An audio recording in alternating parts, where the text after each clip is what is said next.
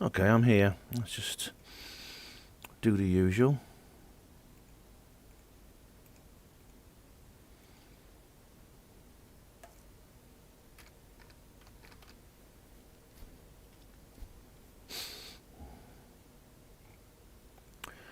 Okay, seems to be working.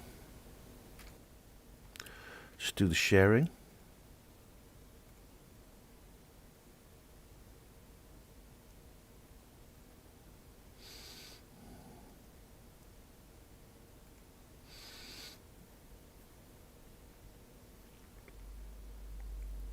I'll just share it in the groups.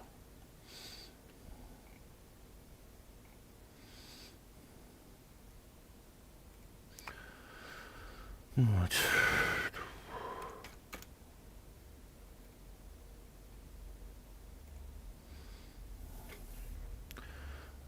Just a handful of groups I share these in. Although I could put them in all the UFO groups, really.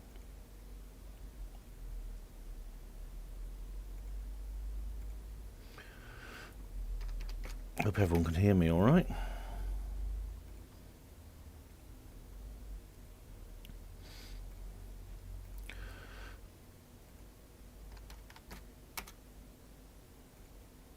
I'll put it in this group. That'll trigger them. I just don't know it's not all of them, but some of them. East Anglia UFO group, and this one. Okay, guys.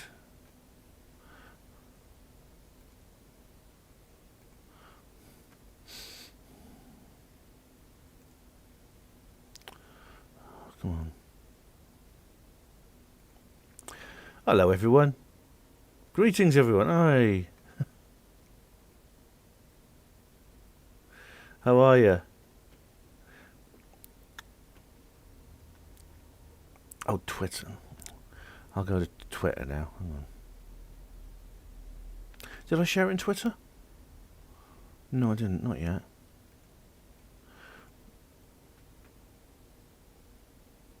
I'll just put here hashtag UFO Twitter. And UFO Twitter is the best one on. And UAP, that'll do it. Sorted. You've got a bit of a treat now, haven't you? You got me twice for the price of one. Hello, user one. Hello, Steve071. Glad you could make it this evening, Steve. Nice one. David, Splendid Isolation. Lisa. And we got Richard Best. Woody Black, hello again. Loud and clear, thanks, Lisa. Paul Armstrong. Hey, Paul. And Tina Silver. Glad I'm wearing a vest. Well, I don't seem to need to dress up for these things, but it's just... Last night I was wearing my work t-shirt and I looked really awful. And No Rush, hashtag @life, says... I was just up there in New Hampshire where it happened. All right, it's on Route 3.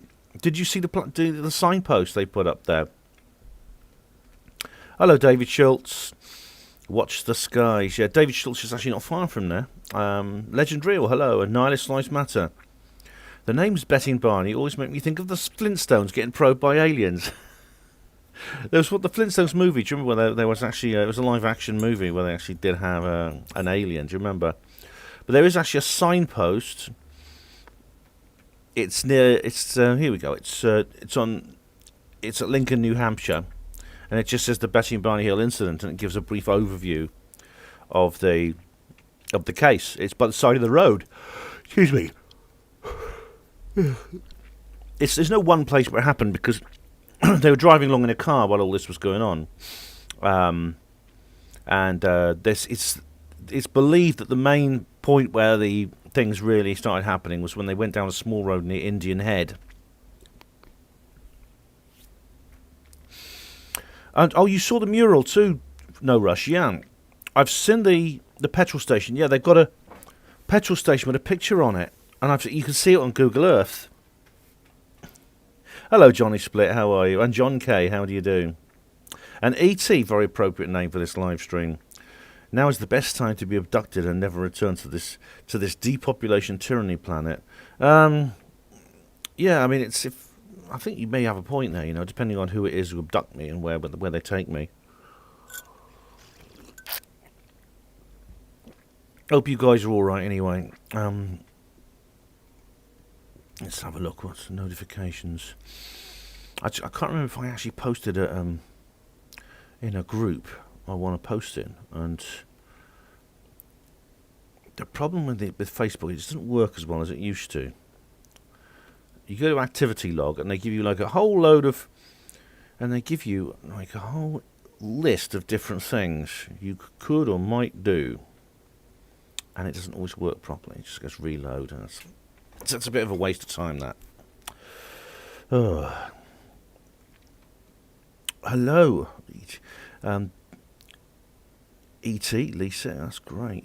Okay, guys, so I think we've got enough people. We've got 14 people watching.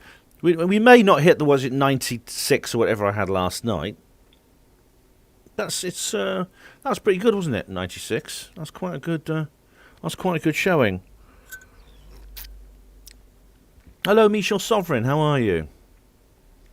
What I'm going to do is I'm going to get some reading glasses. I'm going to swallow my pride and get some reading glasses. I think it's it's after 2 hours of like constantly reading these little chats. I think it's taking its toll on my eyesight a bit. It's like I do think I need them. I'm getting hot as well. I'm going to have to take this off. Sorry, I'm getting really hot now. Oh. Hope that's all right. It's just I've got my work shirt on under this. It just looks a bit scruffy because I've been at work with it on. Hello, Glowtone. How do you do? Nothing as it seems. Was informed of a climate change conference. I looked up one of the speakers. Wikipedia gives a rave review of Naomi Saped, a German climate change denier, proponent of Kuf disinfo. All right. Oh, well, that's maybe I'll have to do another live stream for that. Tina says Control and Plus will make the print larger on the screen. Oh, right. Thanks. Oh,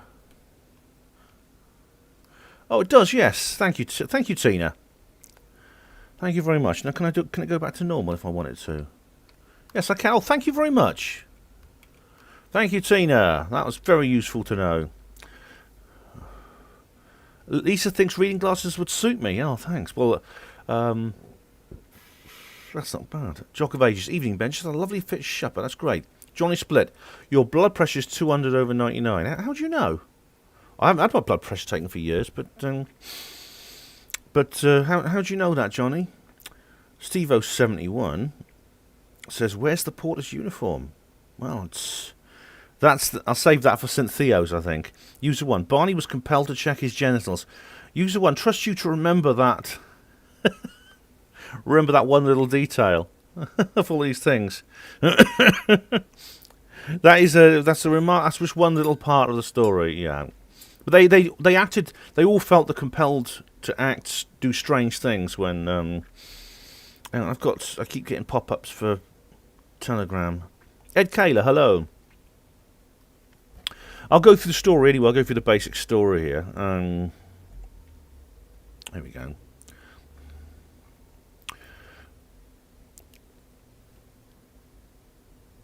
Yes, Whiskey Tango Foxtrot.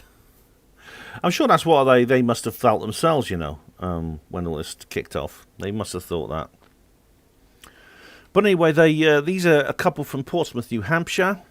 And Barney, employed by the USPS, that's Postal Service. He was I don't think he was a postman, I think he was some kind of official. Betty was a social worker. They went on holiday to Canada. They went to Montreal, went to the Niagara Falls in late September 1961 by car, and were driving back to their home in Portsmouth, New Hampshire, when they observed a bright point of light in the sky just below the moon and the planet Jupiter. And Betty was the first person to see it. Hello, Welsh Ripper, how are you doing? I know. I try to even when I close it with Task Manager, I still get Telegram pop-ups. Lisa, it's annoying. That is. How are you, Welsh Ripper? Betty observed an odd-shaped craft flashing multicoloured lights travelling across the face of the moon. through binoculars. Barney observed what he thought was a plane at first, and then changed his mind because he saw that the craft actually, the light grew brighter as if the thing was approaching. So they got in their car and started driving again. I think they were a bit worried. They drove along a stretch of road called the Franconia Notch. It's quite a mountainous sort of wooded area if you look at it on Google Maps. There are actually some towns and villages there, including the petrol station, which one of the people in chat was actually saying. There's actually it celebrates the entire event with a mural. David says Betty and Barney Hill obviously had the experience they did. I think so too, although when Charles of Project Camelot shows up, if he comes up tonight, he has other ideas, and we'll deal with those. I'll deal with all the skeptic events, all these skeptic ideas I can actually think of. Indeed, I did a video called There Must Be More Than This, where I brought this up. Gnarly Slice Matter says, my wife was abducted by aliens when I was working away from home. They gave her an infection. Oh dear. Is that her story? I don't want to upset you, Nilis, but is that the story she told you? Johnny Split says, the high blood pressure thing is all BS. Mine's been high for 20 years with no ill effects. Saw the to-do called the TR3B in 2007 up close, accompanied by a blue-white light. You saw a TR3B, Johnny? Wow. Some UFO sightings, I think, are TR3Bs. Like the Belgian flat may well have been TR3Bs. I don't know. That's because some of the black triangles don't fit that profile. I think they're ET, but. So they carried on driving. Then, about 1 mile south of Indian Head, they said the object rapidly descended towards the vehicle. Barney stopped. The craft was 80 to 100 feet above the car. It's 1957 Chevrolet Bel Air. Very nice car it is too. And they could see very closely. It was very, very close encountered thing. Tivo71's asking me if I've seen the Interrupted Journey film. It's pretty good. It's actually called the UFO event. So it's called the UFO Case. Not very original. Not a very original name, I know. But I've seen it, Steve. It's based on the book. It is very good. It's a very good. It's a very, very good film. With Barney's played by, what's the name of the guy who did the voice of Darth Vader? Tina Sinner TR3B. Oh right. Nothing as it seems. The TR3B was a great British motor car. I think you're thinking of the TR7. But the guy who did the voice of Darth Vader plays Barney, and you recognise his voice in it. It was made in the 70s.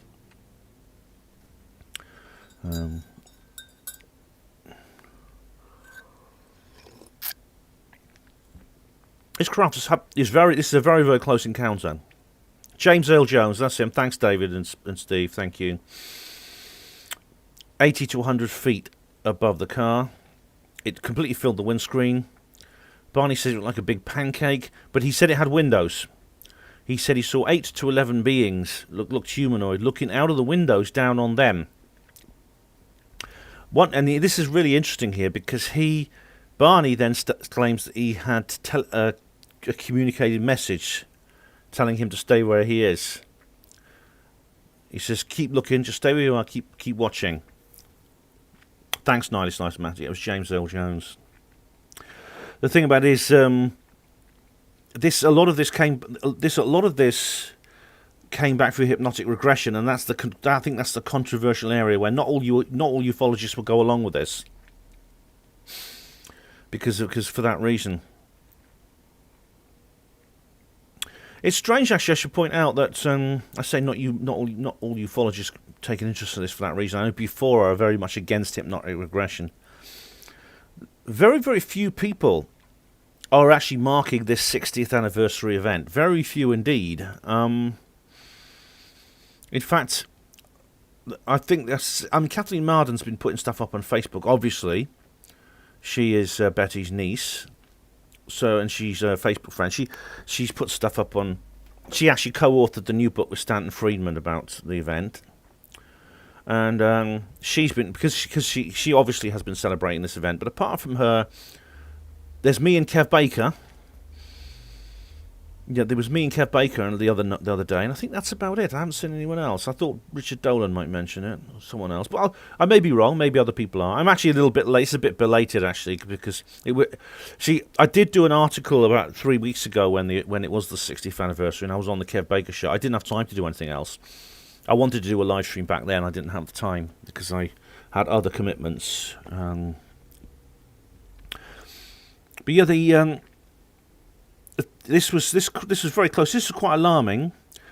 Because the craft actually started moving slowly towards them. They reckon it was about 300 feet ahead, 50 to 80 feet up. You can just imagine it. You could just triangulate that and imagine what it looked like. Filled the entire windscreen of the car. And Barney actually ran back to the car and he was warned Betty. He says, I think they're going to capture us. He was having this telepathic communication with the alien. And they got in the car and started driving again. They must have, whether they turned, it doesn't state whether they actually turned around and drove the other way, which would probably be the most, I mean, you'd have to do like a 3-point turn or a U-turn, or whether they drove underneath the object and tried to get away that way. I don't know which is the best thing to do. It doesn't actually state in the, but based on what happened after, based on the fact that they next had a recollection, they probably went ahead. That seems to be the most likely thing they did. Because they reported the onset of an altered state of consciousness, and this again is as if their minds were being messed with at this point. I know there are some people who claim this whole thing was a my lab. I mean, there was I think I dealt with that. I think I dealt with that in the background video. I have actually put in the description box the background video we're talking about here. The background video to the one that fits this subject, because I did do a video about Betty and Barney Hill and Travis Walton a number of months ago, and it's actually I remember that Charles of Project Camelot actually commented on that, because he takes a skeptical view of this, and I'll try and deal with the points he makes. Weird things. They started hearing a weird noise, vibration in the car. They said there was a rhythmic series of beeping and buzzing noise which seemed to bounce off the boot of their vehicle. And the boot cover of the vehicle is very interesting, because there was an effect that actually lingered after that. And then basically they eventually encountered essentially an alien roadblock. It's really weird. But the thing is, the next thing they know is they had now this happens with a lot of these cases. It's like the A70 incident, exactly the same. This was two people driving along in a car. This is much more recent. I think this is from the 80s or 90s in Scotland. Driving along, they encounter a UFO hovering above the road. Next thing they know, it's like they're miles down the road, and it's like hours later. In the case of Betty and Barney Hill, the next time they remembered doing anything was they were 35 miles south of where they'd started, which means probably they went under the UFO and drove from there.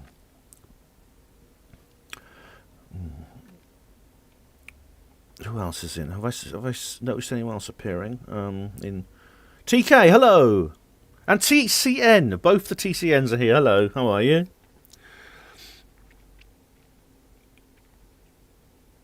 What's this? Nothing as it seems. So she came from Planet Claire. I know she came from there. She drove a Plymouth Satellite faster than the speed of light. Is that a song? Welsh Ripper, the Travis Walton UFO incident. Did they prove it was a lie? I would Welsh Ripper, if you go to her Panmo Voice, scroll down a little bit. You'll have to go down a few pages. I've written an article all about that. I also covered it on the Kev Baker show. Kev's a lot better apparently. He was ill for a while. He did a show. There's a Aziraphale. That's a character from. Is that the angel from Good Omens? That's so funny. That is.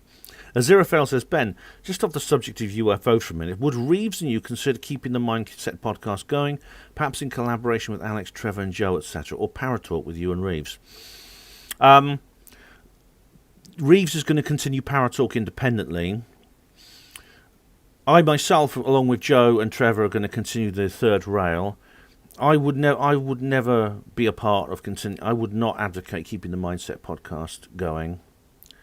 I certainly wouldn't be a part of it if anyone else wants to do it. I think it's Gareth's thing, and I think we should we should keep the podcast, get as much of the old material as we can together, which is what I'm doing. I've just uploaded a load of stuff to archive.org, and after that, just let it go. It's Gareth's thing.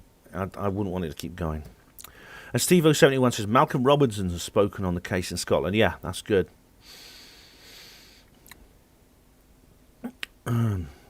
David is now talking about Travis Walton. Yeah, David. Maybe I should cover it in more detail. If you go to the article I wrote about this, I actually agree with you. Mike Rogers and what he said. You see, I came into the whole thing very late, and I found that all the source article, all the source stuff by Mike on his Facebook page, and Norio Hayakawa and all the stuff he'd written, that was all gone. I had to go to Alien Scientist and Erica Lukes. They're the only people who are still talking about it, and I went through some of their old videos, which they still stand by what they said. In fact, Erica Lukes actually replied to me when I brought this up on Facebook. But I agree with you. I think it's all looks a bit dodgy to me. I don't. This sort of thing's been going on and off ever since the event happened. TK, Betty and Barney Hill are not around. They're not actually. Barney actually died in 1969, Betty in 2004. I'll come on to that, actually, because what happened to them after the event is very important. Checkpoint, did you ban me? I haven't banned you yet, but I got a feeling... Checkpoint, it depends... I'm concerned about who you might be, because I'm concerned by you might be somebody I have banned previously, you see. So it all depends on what you say and what you say now, because if it turns out you are the person I banned previously, I will ban you. If you're not, that's fine. Yeah, they've both passed away now. So they drove. There's nothing really they could do except drive home. They were not far from home at the time, just about maybe an hour or two away. So they headed home to Portsmouth, got home about dawn, and they said that they had some odd sensations and impulses. This is before they could remember anything. For example, Betty wouldn't let them bring the luggage into the house. They had to keep it sort of outside in the porch. Their watches stopped, and they could never get them going again. The leather strap for the binoculars was torn. He couldn't recall ripping it, but he had his binoculars out because he was using them. And his shoes were scraped. He was wearing some nice pair of shoes, and they were scraped. Both of them felt the urge to take long showers. They both took long showers, and felt they needed to remove the possible contamination. It's some kind of contamination. And then they decided to draw a picture of the craft that they'd encountered.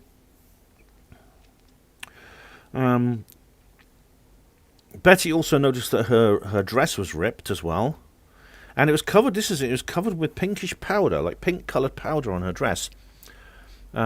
She put it on the clothes pick. The pink powder actually blew away. The dress was damaged, but then there were actually been laboratory tests on her dress for forensic analysis and things like that. I didn't make a note of what those results said. Hello, Vrilonora, how are you? Oh, Vrilonora, you're jumping ahead of me, Vrilon. I'm coming to that, but you're right. David says Uri Geller could get the Hills watches going again. Oh, that was his little party piece, wasn't it? Yeah. Now, this is what Vrilon's mentioned here. There was some weird damage to the car's boot cover. Yeah, this is very, very odd. It's not been there the previous day. Like shiny, they talk about shiny concentric circles, like a bullseye. And Betty and Barney put a compass on it and found that it appeared to be magnetic. Which is very, very strange. This is where there was this noise coming from. So they called the Pease Air Force Base to report their encounter. And the report there, someone told them they probably misidentified the planet Jupiter. Oh, dearie me. But then they did forward it to the initial desk officer did forward it to Project Blue Book. He also said things like optical condition, inversion, insufficient data. Aziraphil says, cheers for the reply, Ben. I totally understand about the Mindset podcast being Gareth's thing. Fair enough, mate. I always love listening to you on Sunday night when you all got together. Good times. Thanks, Aziraphil. You know, you can still listen to us. We're all still active. Do you listen to the Third Rail radio? Not it's It's a show I do with Trevor, sometimes Joe, and other people sometimes join in. It's like a continuation of the mindset, which I actually did it. We brought it out in 2017 when we thought Gareth was hanging up the mic, but do listen to that if you haven't, because it's on the same. It's on the same kind of what's the word? It's at the same format as the mindset. It essentially replaced the mindset when we thought Gareth had given it up. Johnny, I've never seen the film Intruders, no. There are lots of films and TV shows in which there are cases which are obviously inspired by the Betty and Barney Hill incident. In fact, the Betty and Barney Hill is called the first alien abduction ever. It's not. It's not the first alien abduction ever. It's the first one that was publicised widely. I don't think there is a first alien abduction you can actually find throughout history, actually. It seems to be something almost seems to be something fundamental part of the human experience that goes back throughout history. People used to give it different names, being spirited away by the fairies, etc. But generally, it's the same phenomenon. And there's every reason to believe people were having these kinds of experiences in prehistoric times. It's something quintessential to the human experience. Whoever or whatever is doing this to us has been doing it for a very long time. It's David Schultz. The UFO incident is actually on YouTube. There are two versions of it. One's very good. One's good quality, and the other's bad quality. But it's got James Earl Jones and Estelle Parsons. Yeah, very, very good film. It's basically based on the book. It's very factual. It goes through everything. Thanks, Lisa. Diego Rivera, Israel Diego Rivera 2, Genius 2, The Real Genius says, is this about Betty and Barney Rubble? No, I'm afraid it's not. I'm afraid not. I love them too, and I similar names. Hello, Pat Riot. And Tina, thank you very much for your advice about the print size. It really has made a big difference. Enjoy it as Zerofail, yeah. Third Rail Radio. It's not to be confused. There's another show called The Third Rail, which is completely different from us. It's some different people do it, but this is just Third Rail Radio. It's on Hapanwo Radio. It's a completely different show, yeah. Now, David says something interesting here. Jesus was technically abducted by Satan. Well, during the temptations, yes. You know, turn these rocks into bread. Jump off the temple. He says, "Get thee behind me, Satan." Yeah. Now, let's matter. What was the alien movie with Christopher Walken? It was Communion, which is a very good film based on a very interesting book by Whitley Strieber. Now,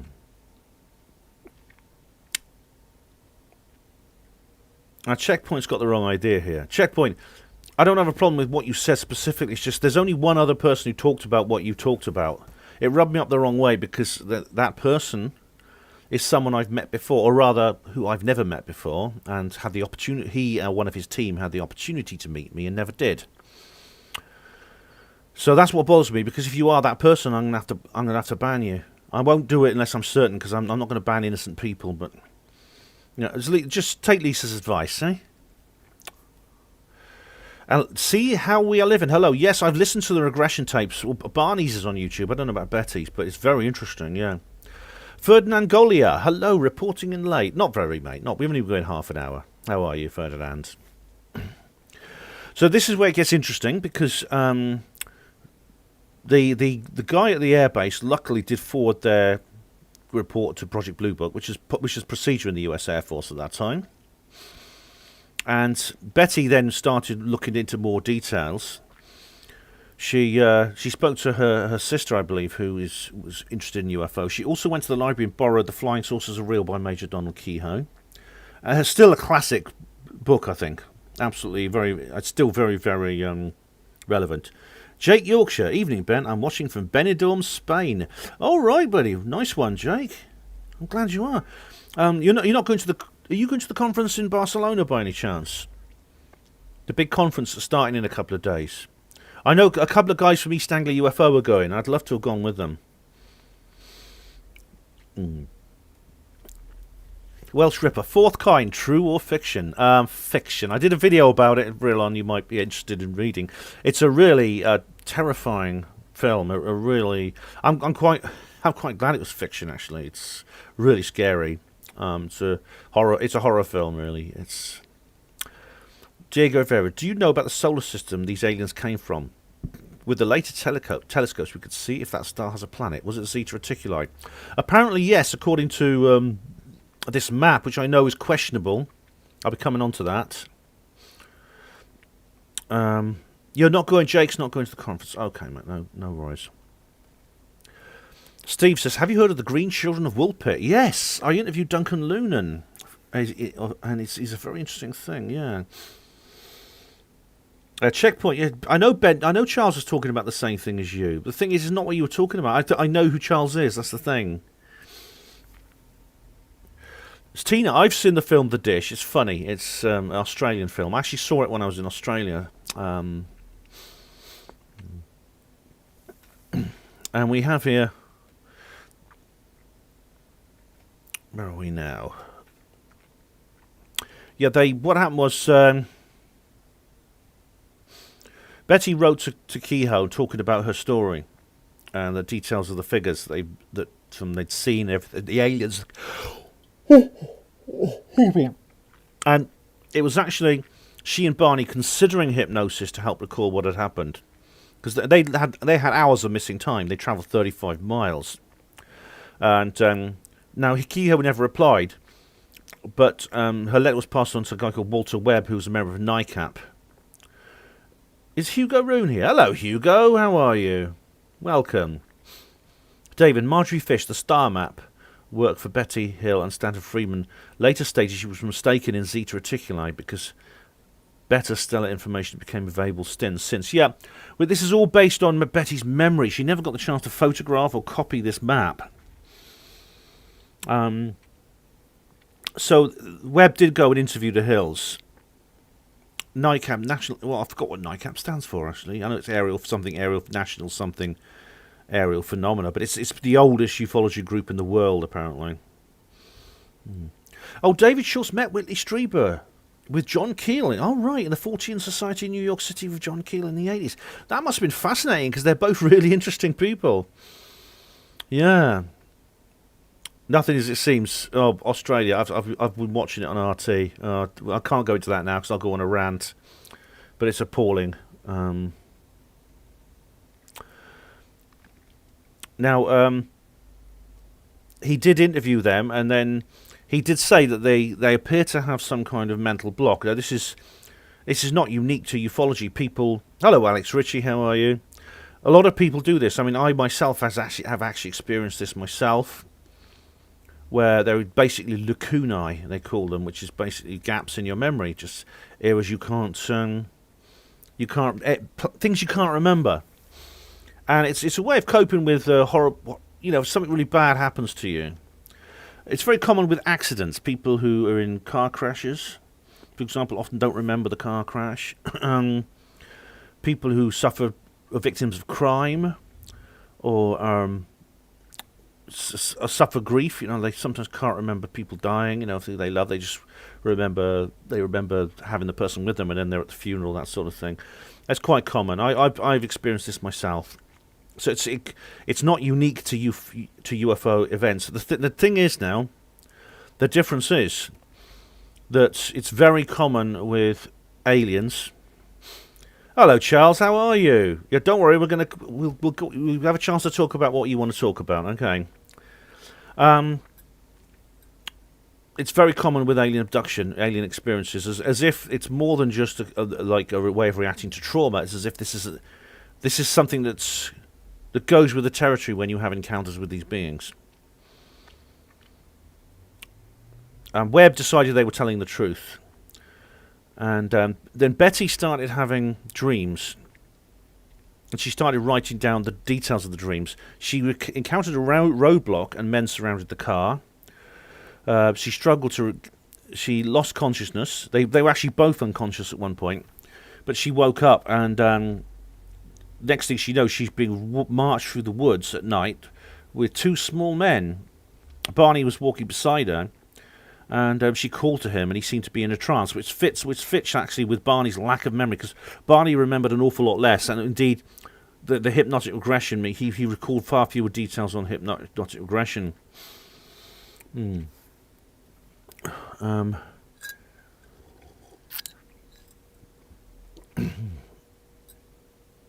There we have David saying about Zeta Reticuli being a red herring. I don't see. I don't. We'll come on to that in a minute, because David says ufology seers prick up. It derives from the Hill case, but Lazar didn't know the time that Fish had corrected her error. Well,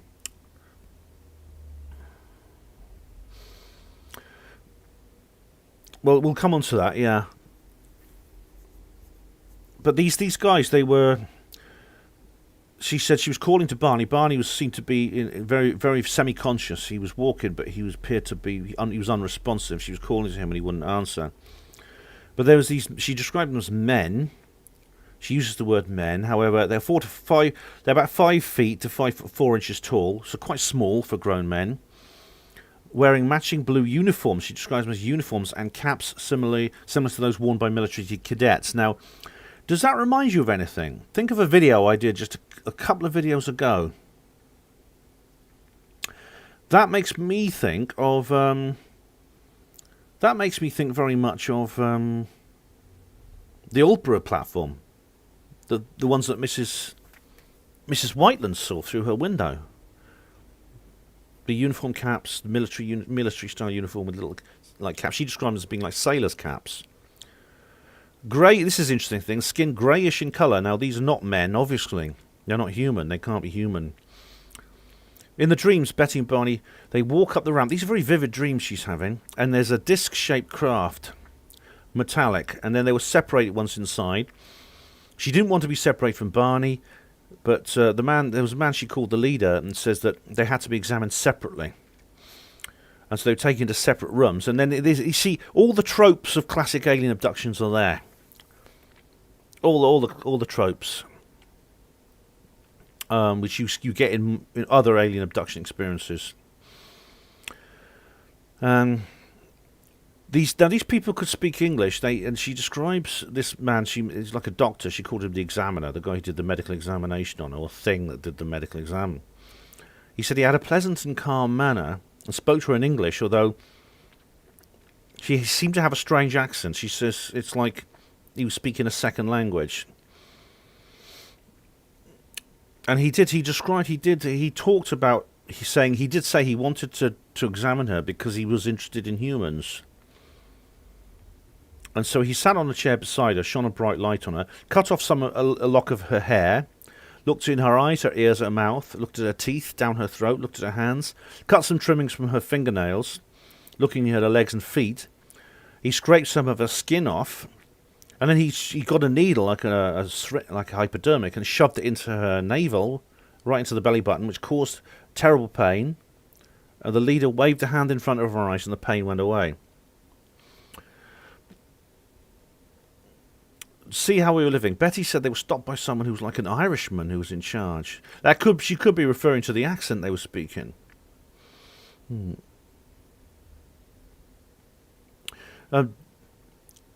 we are. Right.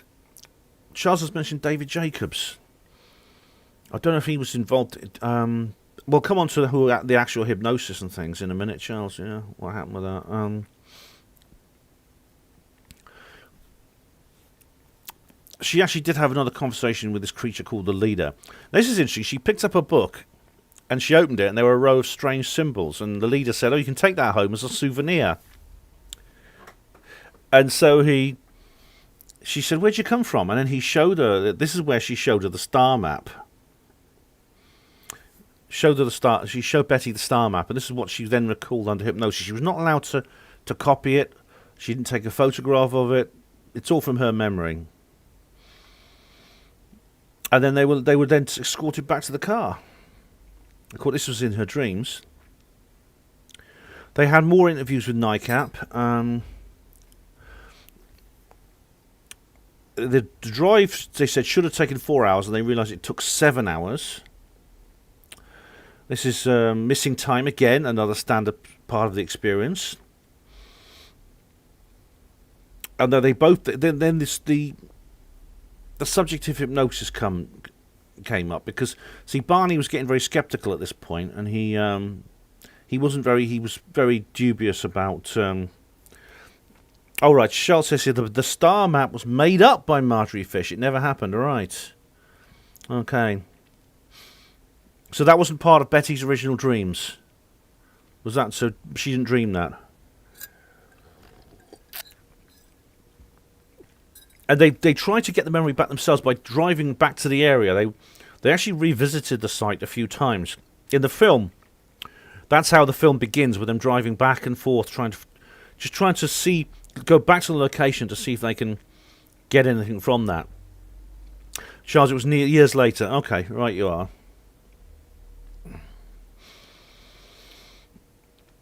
But then one day at church, there was a chap called Ben Sweat, SWETT,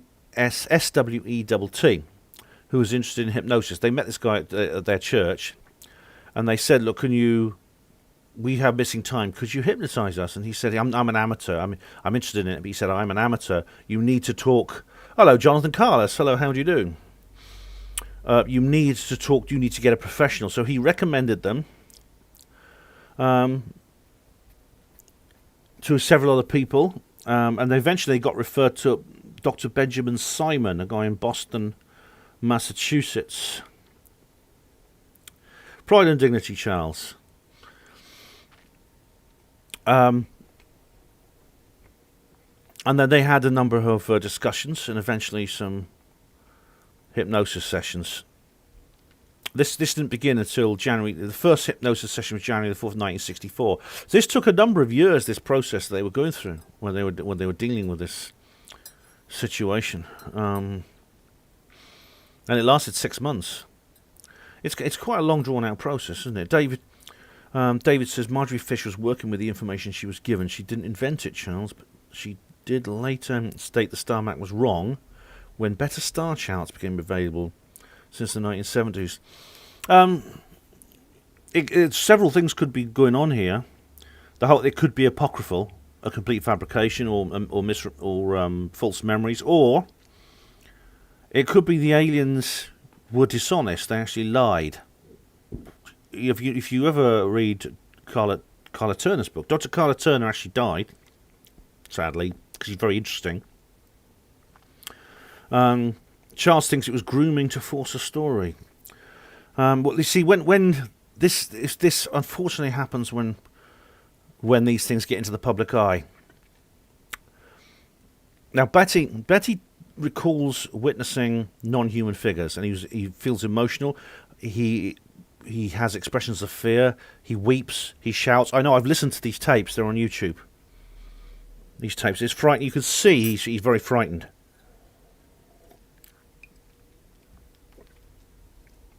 And in fact, when he was under hypnosis, he said he was afraid of conscious recall of this. Because he broke the binocular strap when he ran back to the car away from the UFO. He drove away, but then it seems he was on some kind of under this mind control. He was the first person who seemed to have some kind of telepathic communication with the beings. And he's the one who drove off the road, and he said he drove down a small lane down in the woods, and that's where the roadblock was. Which is basically just these creatures standing across the road. And he says, I felt like the eyes of this creature pushed into my eyes. It was like he was under these controls. He describes similar creatures to Betty's dream. Sorry, Betty's hypnotic regression. There were differences, as he said, and he said, "Oh, these eyes, they're in my brain. I was told to close my eyes because I saw two eyes come into mind. They felt like..." He keeps going on about the eyes all the time, and this would fit with what Betty recalls him being under very strange, acting very strangely. Charles, Carla was interesting, but in her books she was a staunch advocate of using hallucinogenic drugs. She did mention that, that they could be beneficial. And Ferdinand says the military CIA performed illicit LSD experiments around this time, or was that later? It was. It was actually after the Korean War, so it started a little bit before then, Ferdinand. However, they were messing around with things like that. Yes, and it was done secretly, a part of MK Ultra and things like that. It's a long story, very interesting story, but they were, yeah. But they were. From what I've gathered, I don't know if this has been published, but from what I've gathered from looking into this, they were doing this in the time, yeah. They were doing this all. This MK Ultra actually finished, I think, officially in the late '60s, but it's this whole network continues.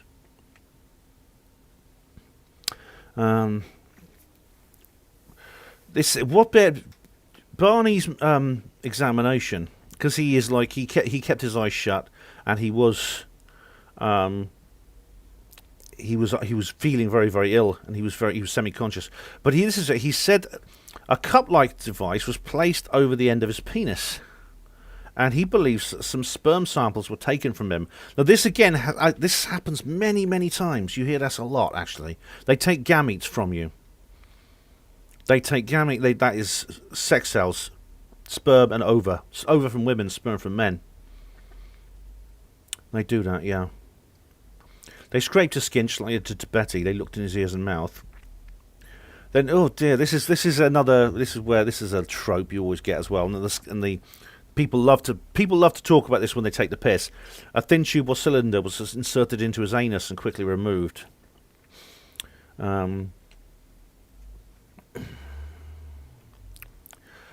Now, Barney, interesting, seems he couldn't understand. He heard them mumbling, but he couldn't actually. He could understand them telepathically, but not in terms of verbally.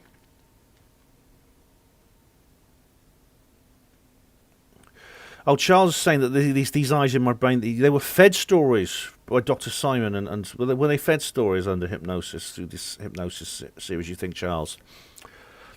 Well, you see, this is why hypnosis is very controversial, and it's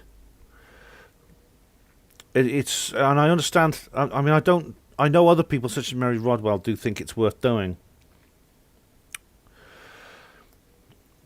But he actually didn't understand the speech, but he understood the. Woody Black says these aliens sound like right dirty bastards. Yeah. TK, who said all that, Ben? Barney. This is Barney. I'm just going through my notes here.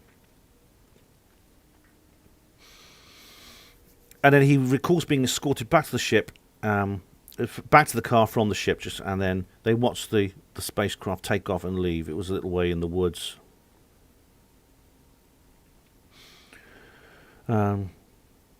Apparently, they thought it had come back at some point, and they said, "Oh no, not again." But then it just did. They saw the light after it had disappeared, and they thought, "Oh no, they're coming back." But it didn't actually land again. Hi, Hatchy. Ferdinand, I'm glad you're enjoying it. Thanks. Checkpoint. The lesson is: don't eat fungi when you're not sure what it is. Exactly. Well, you shouldn't know. I don't know why that's a lesson, but I know what you mean. And see how we are living. Pointed out that Barney was armed, yes, and he did actually draw his gun at one point, yeah. And Charles says it was a fictional story about a time traveller who encountered Greys. Dr. Omega was the template for Doctor Who. All right. Johnny Split. Travis Walton said he fought those same beings, 4 feet tall, bald and in suits. Travis's description of the small beings he met are slightly different, actually, from Betty and Barney's. Now, what's weird is that the creatures they describe as obviously not human. Now, Mrs. Whiteland, the creature she saw on the platform at Aldborough, she describes as being men. She describes them as being human. So there's slight differences there, Johnny Young. Betty's account was similar to her 5 dreams, but there are notable differences, mainly pertaining to her capture and release. And the short men differed slightly in physical appearance, and the sequential order of the abduction differed. Barney and Betty's memories in hypnotic regression, however, were consistent with one another. Betty also exhibited considerable emotional distress, and she cried at one point, and Simon had to end the session. Betty did then, according to this, I know Charles thinks something otherwise, but he asked her to draw the star map. The star map shows a number of stars and like lines between them, and as if these are like spaceways, you might call them. David Schultz asked Ben, do you think that the cattle mutilations were happening around the same time as Betty and Barney Hill? Cattle mutilations are older than a lot of people think, and there are some really old cases that David Caton has dug up relating to the early 20th century in Britain. So I don't know, David. Charles says, something strange probably happened, but then the guy who saw the money started feeding them stories. It could be that's the case, yeah.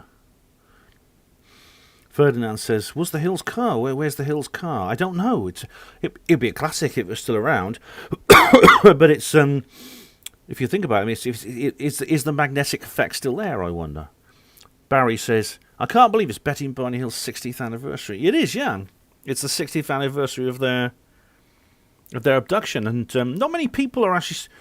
Barry, it seems not many people are actually marking this event. I'm one of the few, it appears. Apart from Kathleen Marden and Kev Baker, I haven't seen anyone else actually mention this.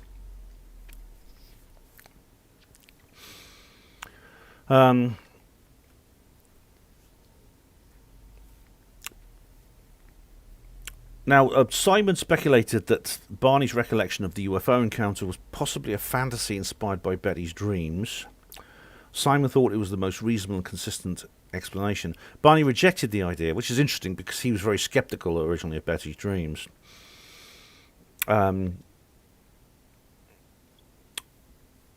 then Barney then was ready to accept that they had been abducted by occupants of a UFO. Though he was always slightly more hesitant than Betty. Simon actually wrote an article about the whole case for the journal's Psychiatric Opinion. Where are we now? Welsh Ripper's talking about the NATO UFO bodies on the Brecon Beacons. Yeah, have you read the book by Tony Dodd about that, or you've seen Richard D. Hall's video? It's very good. Hatchie likes the crop circles, yeah. Charles says the first account were of humans in dark uniforms, and then after extensive hypnosis, that changed to alien abduction. All right, that's not recorded here, Charles, but it's possible. I mean, obviously the first people they spoke to were Project Blue Book and NICAP. Although they said they claimed not to have remembered, and Betty just remembered her dreams. Now the Hills went back to their regular lives, but they were open to discuss their encounter with friends, family, and ufologists. They didn't make an attempt to seek publicity. In 1965, the whole thing seemed to break, and there was a lot of, including the publication of a speech that the Hills gave at one point at a UFO meeting, and eventually they gained international attention as a result of this, and eventually there were lots of news stories published about this. This is called the world's first ever alien abduction, which of course it wasn't. That's just what it was called. Barney died very suddenly in February 25th, 1969. He's only 46. Betty died of cancer on October the 17th, 2004, age 85. She never remarried. What's interesting is also shortly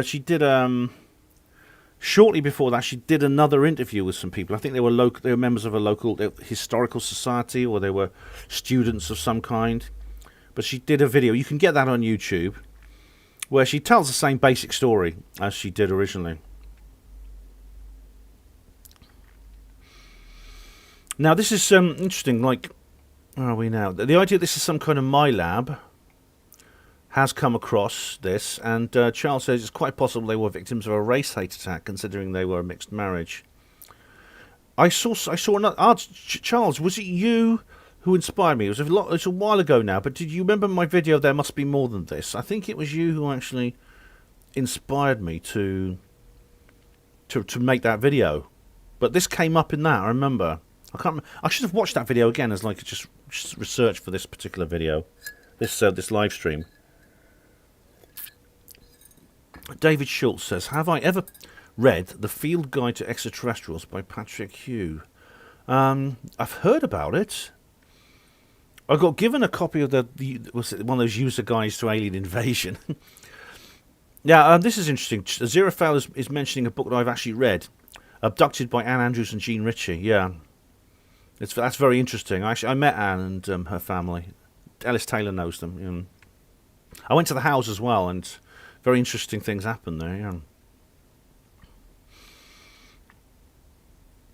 Hatchie, we'll do that another time, Hatchie, that subject, I promise you. He's talking about the moon, yeah. Checkpoint says UFO sightings and reports are on the decline. No HD photos or videos, and the UFO groups are closing down. That's got a lot to do with, unfortunately, there's been no updates since June when the UAPTF report came out. Mick West is saying, oh, that's the end of it then, isn't he? He says, well, that's it. That is your UFO report. And I don't think that's the case, but unfortunately, until the Congress leaks something, as Steve Bassett says is going to happen, unless Congress leaks something, I don't know what we're going to do. Vrilon Aura says there's loads of UFO videos on Secure Team 10. What you on about? There's always videos on Secure Team 10. I mean, I'm not anti them. I'm not anti them as much as some people are, but I do. The thing about it is I do a lot of... So they vary in quality, put it that way. And this is where we get to the star map. Marjorie Fish read The Interrupted Journey, and it was intrigued by the star map, and she wondered if it might be deciphered to determine which star the UFO came from. Assuming it was one of the 15 stars on the map must represent the sun. So she constructed a three-dimensional model of the nearby sun-like stars using threads and beads, and then thought she could work out where this came from, because the aliens had pointed to where there was a star, and it was Zeta Reticuli, as aforementioned. Checkpoint says, not since June, Ben. UFO sightings have been on the decline for years. Well, the thing is, it could have a lot to do with... It could be because there are fewer UFO encounters, or it could be fewer people are reporting them, or there are fewer silly fake ones. It could be that.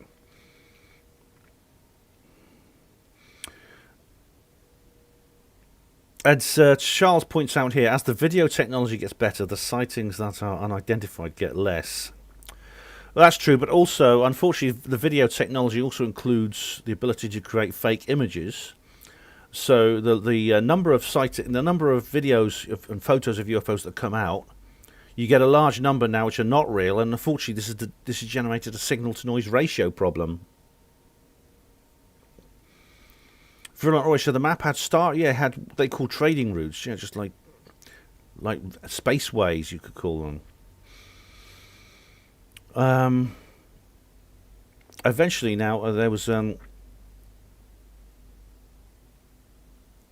this was actually published in a magazine called Astronomy. Interestingly, she sent this to the magazine, and they invited comments in a debate on the UFO report, opening an article in December 1974, so we're coming forward more than a decade now. And they carried arguments for and against Fish's star map. Notable was an argument made by Carl Sagan. Of course, if you watch Cosmos, you'll know that. I actually liked Cosmos. I mean, to be honest, Cosmos is quite a good... In many ways, Cosmos is quite a good series. When it comes to science and things like that, it's good. It gives you a background to various to science and history and things like that. But then It goes off. There's a segment on the Betty and Barney Hill encounter, which I have covered actually in my SETI talk, as you know. And Sagan then says that the lines drawn on the fish by Marjorie Fish, which was constructed in the model by Marjorie Fish, don't actually bear any resemblance to a real life star map.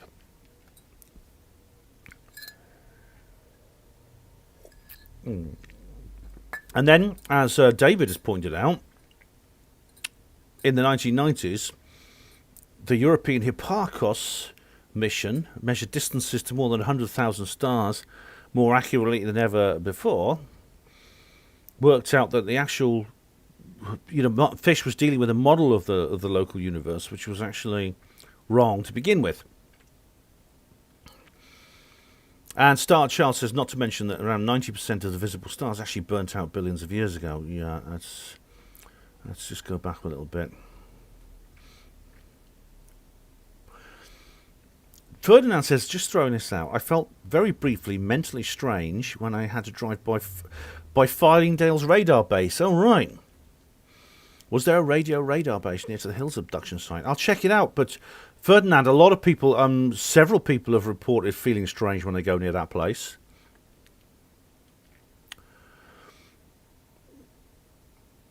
I don't know. It's be worth looking into that. Yeah. Jonathan Carlos says, I guess the aliens were so annoyed with Trump being elected. Not according to Jaime Shed. And of course there was the book in 1966 which was called Interrupted Journey by John G. Fuller, which is interesting. And then there was Captured, the Betty Barney Hill UFO Experience by Kathleen Marden and Stanton T. Friedman, which actually was more recent. That came out just a few years ago. But Kathleen, of course, is Betty's niece and knows an awful lot about the encounter because she spoke to her aunt an awful lot about that. And so she puts in a lot of extra material. So it's not just a copy of the Interrupted Journey.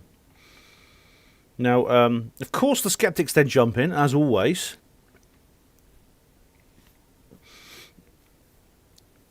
And where we have said, Jim McDonald. I don't know if that's the same one as McDonnell Douglas. I don't think they had that because he was a lot more open-minded. But claims that it was actually a aircraft warning beacon on Cannon Mountain, which is nearby. That's a kind of Venus thing. It's Venus or something, isn't it? Yeah. Where are we now? I'm just looking at the comments. Charles says, Stanton Friedman, good old Stanton, wasn't all he cracked up to be. He wasn't perfect, Charles, by any means. Yes, there's Ferdinand. What's the name of that? It was, what's her name? Valentine. Miles interviewed her, a young woman from the local area. Nina Valentine.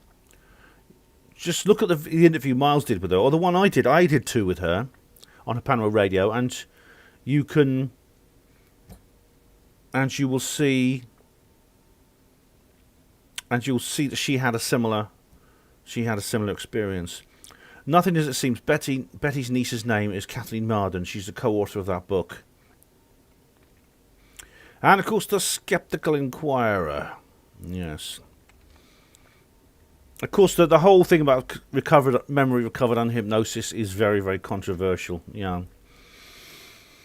Johnny Kay has mentioned Sean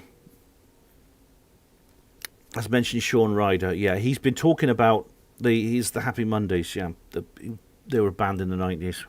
He's been talking about UFOs for ages. Michel Sovereigns, do you believe the story or not, Ben? Let's get to the bottom line, shall we, Michel? Yeah, the answer is yes, I do. Charles says Cal Korff was a personal friend of Stanton and gives a whole new perspective on the guy. Just saying, Cal Korff has his own perspective on everything, which usually runs contrary to most other people's. Even some of the skeptics, he's very much a contrarian. I think his most recent debate, which is on the Alien Scientist channel, I forgot who it's with. It's very interesting. Charles says he believes it's a story. Yeah, I believe the story. Charles believes it's a story. Yeah. Now, the Skeptical Inquirer, Robert Schaefer. Now he was the guy who was at the 1983, the famous 1983 Psychop meeting. You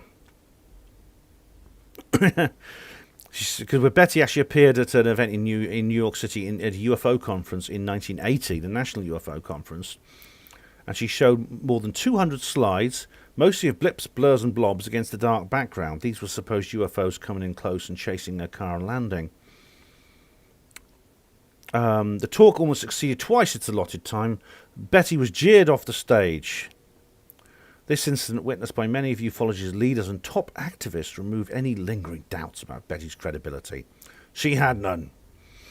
In 1995, Betty Hill wrote a book called A Common Sense Approach to UFOs, filled with delusional stories. Well, I've never read that book, I don't know. Schaefer later wrote that as late as 1977, Betty Hill would go on UFO vigils at least 3 times a week. One evening, she was joined by John Oswald, who apparently was a UFO enthusiast. I hate that term, but that's what they say.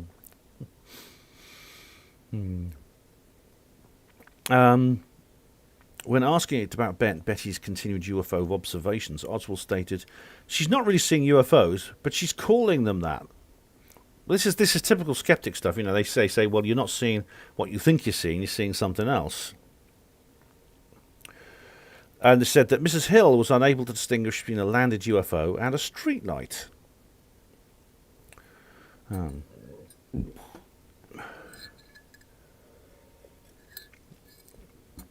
of course, Robert Schaefer released 48 pages of archived documents relating to Betty and Barney Hill by Benjamin Simon, the psychiatrist, who said it was not real memories, and Philip J. Klass, of course. This is in December 2015, so that's quite recently, much later.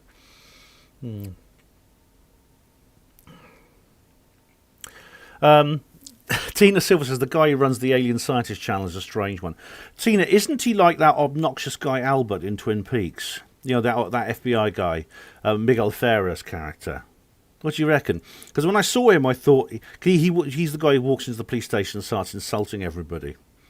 In the I think it's either the pilot or one of the early episodes in the first season, and he is played by Miguel Ferrer, and I thought that's Jeremy Riss. He's so much like Jeremy Riss. I actually I like his channel. I don't watch everything he does because he produces too much for me to watch. He sometimes streams for 7 or 8 hours, but he just it's entertaining stuff. Actually, it's entertaining and it's educational in many ways. But it can be summarized kind of. I suppose it can summarize. Jeremy, he's like Sheldon Cooper. Charles says he looks like Miguel Ferrer, and he's kind of. He sort of brings you in. He says, "Look at all these hoaxes, and look at how I have not fallen for them." That's the general theme of his channel. And he's a typical he's quite a familiar character, actually, a familiar type. You get a lot of people like that. I saw Richard D. Hall is a bit like that as well. Look, everyone, look at all these hoaxes. Look how I have not fallen for them.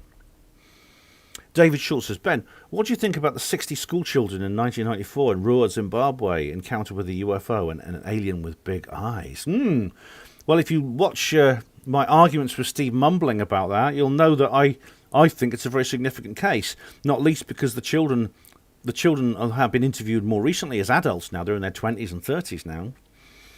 And so they stick by their story, just like the Westall children did. Looking forward to the film. When the film comes out, this movie it's Randall Nicholson is making. I can't wait to see it. I really can't. It seems to be stuck in development hell at the moment, but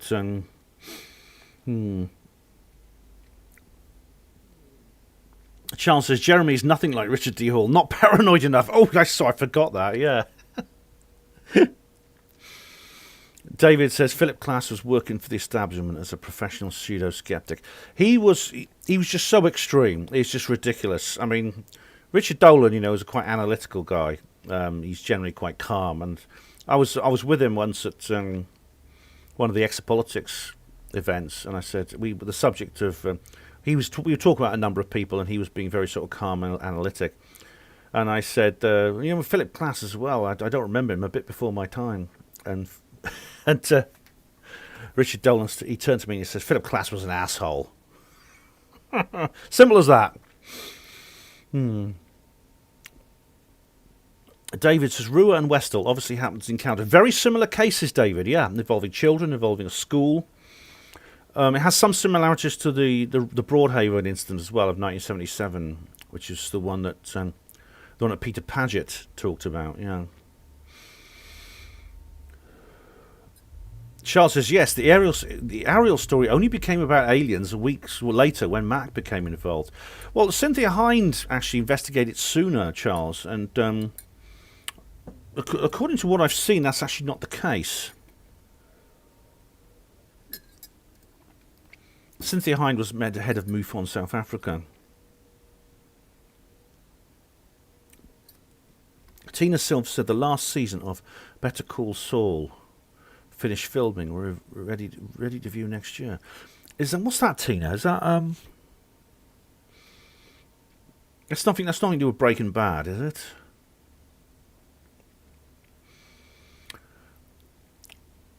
Anyway, see, the skeptics then go on to say, they always come out with this. I mean, this is what whenever you bring up Betty and Barney Hill to these people, they tend to say that, the Betty and Barney Hill encounter was the origin of the entire alien abduction phenomenon from start to finish. And they point to the huge number of copycat cases. I mean, literally, it's true that when Betty and Barney Hill went public, the world found itself almost knee-deep in alien abductees. And some people will say, well, obviously this is... prequel to Breaking Bad. Thanks, Tina. Thanks. And of course, people say, well, obviously, it's just copycat. It's copycat cases. And indeed, that might be true in many cases. It might be. However, it's also possible that other people had these encounters, and when they saw this sensible middle-aged couple on TV talking about, well-dressed, obviously sober, talking about this subject, they thought, well, it gave them a pass to talk out themselves. They otherwise would have kept quiet. I think that's the case in some places. As I said earlier, alien abduction is nothing new. It could be traced back throughout time. It's something that seems to be perennial, part of the human experience.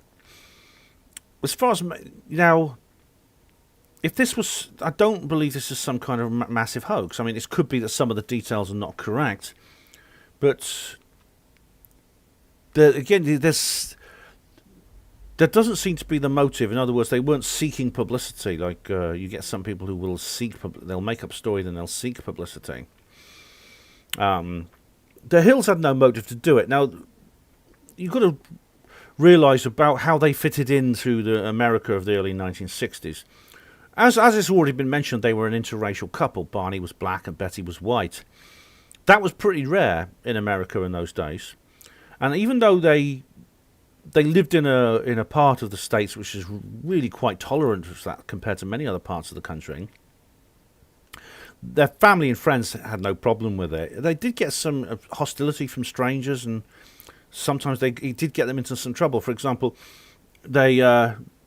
Kathleen mentioned this, I think, at UFO Truth. They went on holiday to somewhere in the deep south when on their travels, and when they went to a hotel, they had to have separate rooms. And the person at the hotel said, well, we only allow married couples to share a room. And the Hill said, well, we're married. And they said, I'm afraid in this state you're not. So they had to sleep in separate rooms. The last thing they wanted was more ridicule. Really was. I do think it was real. I do. You've got to remember, it's not just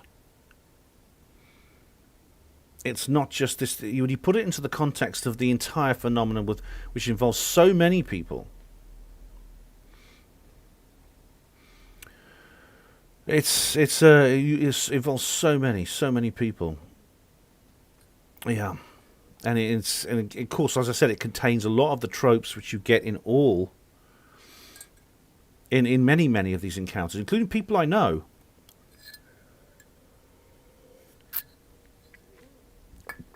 I know what you mean, Lisa. It seems weird, doesn't it, nowadays? It seems weird to the modern situation, doesn't it? Yeah.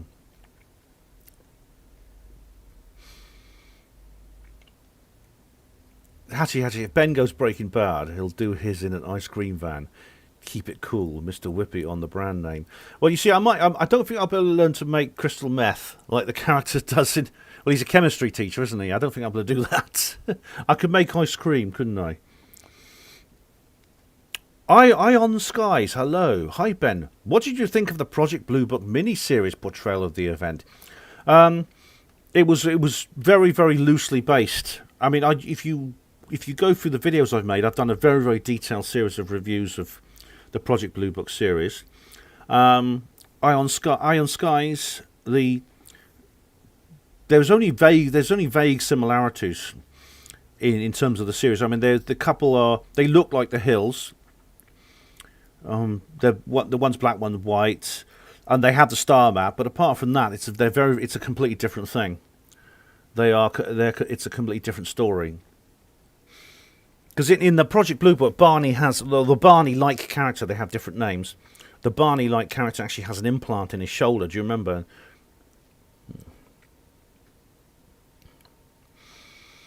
Now this is interesting. Somebody actually said something here that there was a TV program called. It was part of the Outer Limits called the Bolero Shield. Now I've never seen the Outer Limits, but I know it's a famous science fiction series. And there was some creatures in it that do look a little bit like, they say, large extraterrestrial eyes which wrap around the head, which does slightly match the descriptions, especially of Barney's hypnosis session. And they thought that maybe that Barney had seen this picture, and the subconscious memory of it had. This was actually just. Sorry, this is the 10th of February 1964, 12 days before one of his hypnosis sessions where he brings this up, and it could be that he's kind of like transferred the memory of this TV show into his brain, and that has resulted in him imagining it in his fantasy, which Dr. Simon detected. However, this sort of thing's been heard before. Can you remember another situation like this? I'll just go through these things here. Pat Wright says, I witnessed the single room for singles being insisted on in Torquay in the 70s. It had nothing to do with race. Well, no, it's it had nothing to do with race in this country, but the thing is, I know it is actually true that there are some hotels that do that. Even today, I think they'll say you can't share a room if you're not married. They'll ask to show you're married. I know in some countries, like in Dubai, the United Arab Emirates, you have to do this. The point was, it's not because they were black and white. It's the point they weren't married legally, because in some parts of the United States in those days, black and white people were not legally married. Their marriage was not actually recognised under law in some states. So it was nothing to do with race. It was to do with the legal recognition of marriage. I mean, it's the thing about the Jim Crow laws. There's a lot of myths associated with it, like it was all evil white men, going along with it. They loved it, and they want, that's actually not true. And it was actually a lot of people were just annoyed by the whole thing. I mean, for example, the buses in.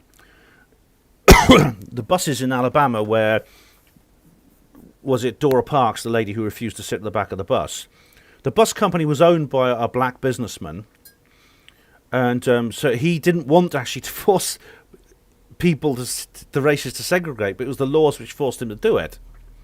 And so by boycotting the buses, they weren't trying to persuade the boy. It wasn't the owner of the company who had to be persuaded. It was simply law. And a lot of people went along with this very reluctantly. Yeah, it was not actually this. This has been very because there's so many people who want to make out white people are horrible these days. They often rewrite history quite a bit. They do. Hello, Bluebeam. How are you? You said something interesting there. Where was it? I soon want to watch Stephen Greer interview on the MyLab channel. No, you said something about MyLabs. That was it. Now, I asked earlier on. I look at a question. Has anyone got it? Has anyone got the answer? I asked the subject of. Hello, Johnny. Johnny K. Hello. Ooh, where was it? I asked a question about the idea that someone saw something on TV and it went into their and it eventually projected as an illusion. Have you heard that before anywhere? How many of you have heard that before? Now, no one has got it. I'll tell you. It was Robert Taylor. The Dutchman Woods encounter.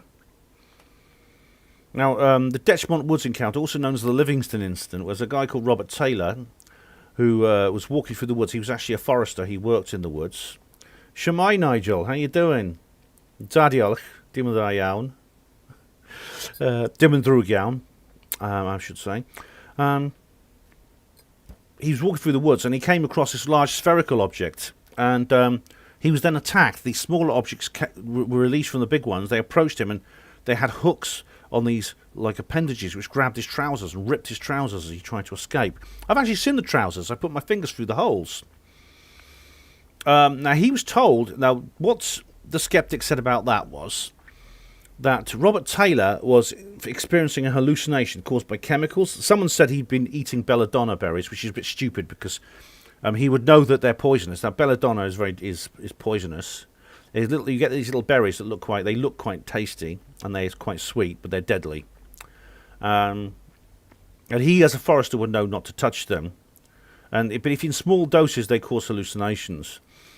The thing about it is, though, Robert Taylor was told, well, he had this hallucination, and he remembered something he'd seen on Doctor Who, the TV series Doctor Who, a few evenings before, and there was a spaceship that looked a bit like the thing that he saw. So it's actually very similar to what was said about Barney and his watching this program, The Outer Limits. Gnarly Slice Matter ripped his trousers. Why are all the aliens sex offenders?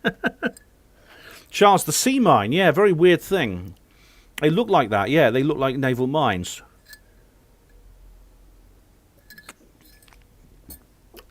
You know, Malcolm Robinson and his team up there, they actually set up there's like a memorial that has been set up at the place where it happened. Now, there was an article that came out that suggested this was a MyLab, and this is nothing unusual. I mean, I suppose this is basically what lots of researchers are now saying. It's actually not a very original idea, and it's been popularised primarily actually by Dr. Stephen Greer. Is that alien abductions are MyLabs? That's military abductions. They're made to look like alien abductions, but they're actually humans doing it, and they're taking people and they're doing experiments on them. But really, and then they through what Greer calls stagecraft, they make it look like it's aliens just to cover their tracks. If that's the case in some situations, it certainly doesn't explain the whole phenomenon. Bluebeam says the aliens are Marxists. Oh, you've been watching did you watch my video about Jay Posadas? You should watch that if you haven't, anyway. Charles, I haven't heard much about MyLabs lately either, but Greer keeps going on about them. Greer is really the primary person who keeps saying it, going on about them.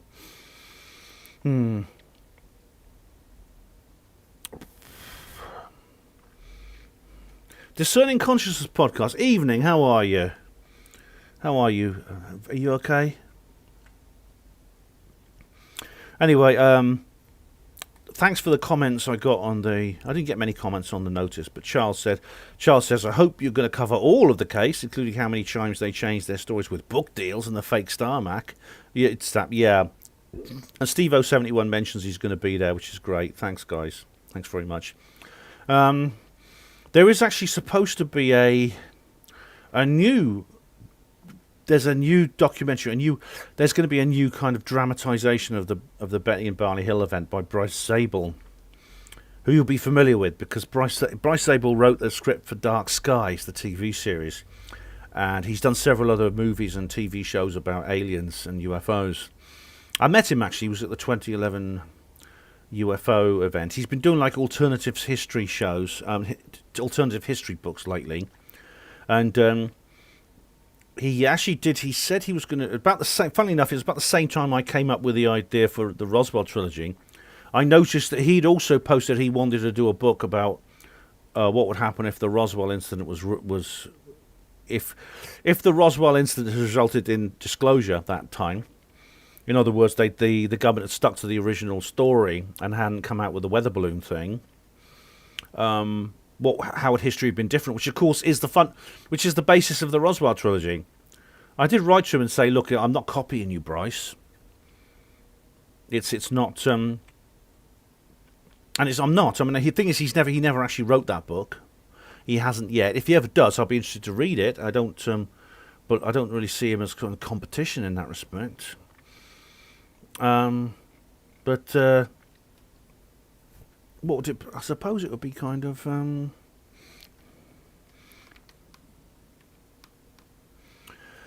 I suppose it would probably be different from mine. But he's actually in production of a thing about the Betty and Barney Hill case. Let's have a look and see if I can find it. Let's have a look. I'll look at his Wikipedia. That's always the best thing to do.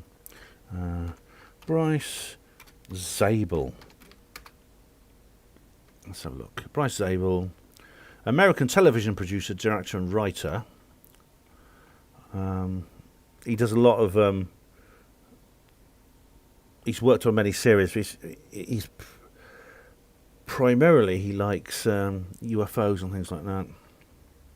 Oh, it says he's currently the lead writer on Animal Armageddon, an 8-part non-fiction miniseries for Animal Planet. All right. And he talks about, because he co-authored this book with Richard Dolan, AD After Disclosure, which it was my Bible for many years. It's a very, very important book. And then here he goes on to talk about his various alternative history things. And this is the 2014 novel, Surrounded by Enemies. What if Kennedy survived Dallas? And he won an award for that, yeah.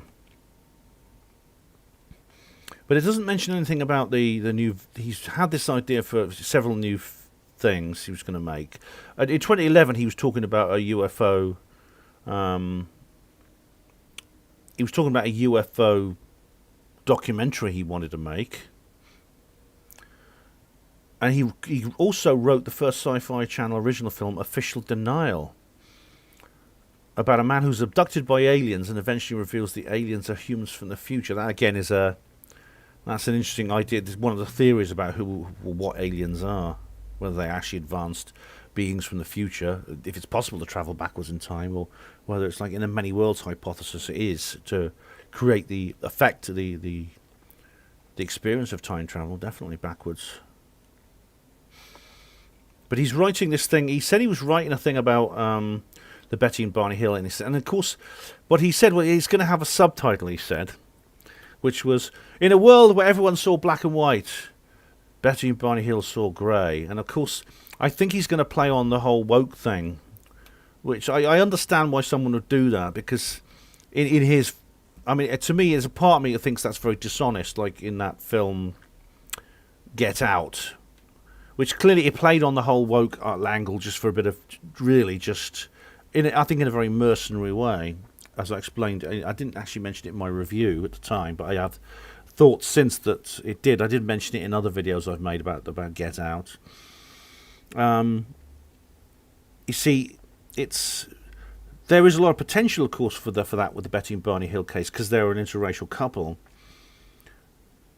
And I do understand that if you're going to make a mainstream movie, you probably would have to do that just to get the thing produced in this day and age.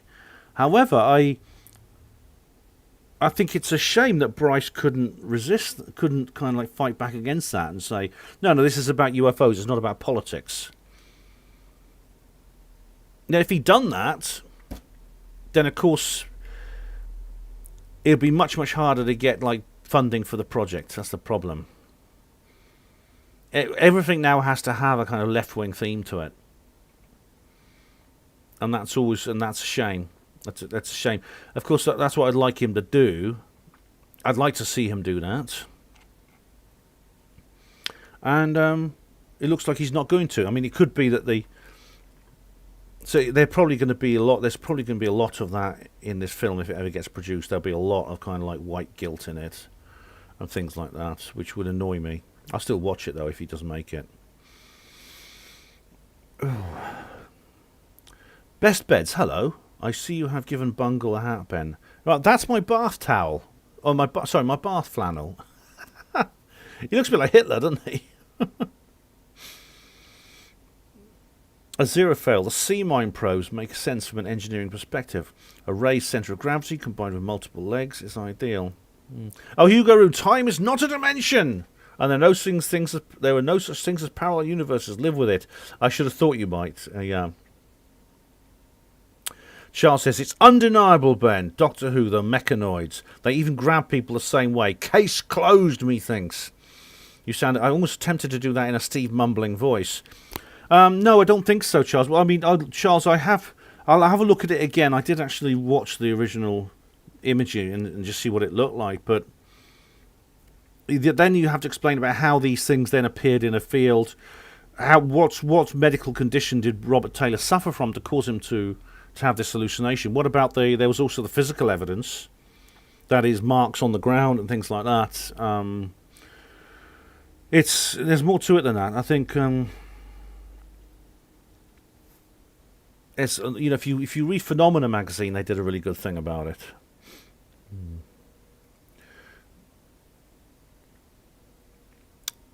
Right.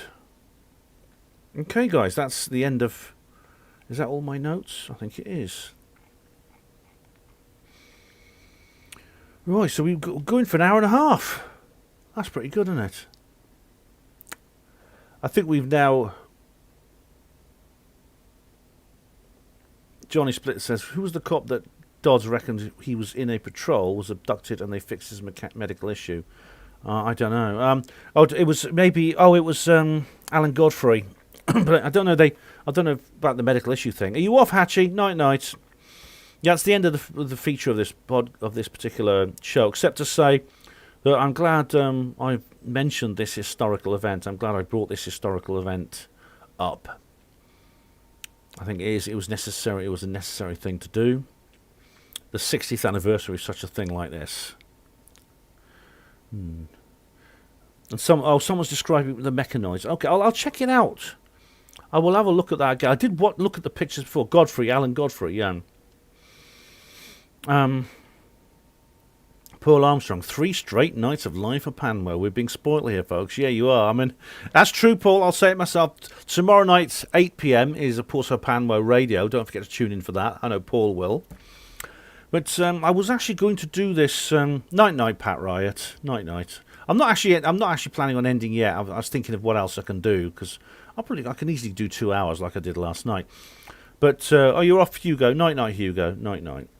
I want to say a bit more about Alan Godfrey actually. But I just want to say I'm glad to have done this 60th anniversary of this very, very, very important case. And it's a pity. It's a pity not many other, nobody else has done it apart from Kathleen Marden and Kev Baker. But, not to worry. Somebody did. That's the main thing.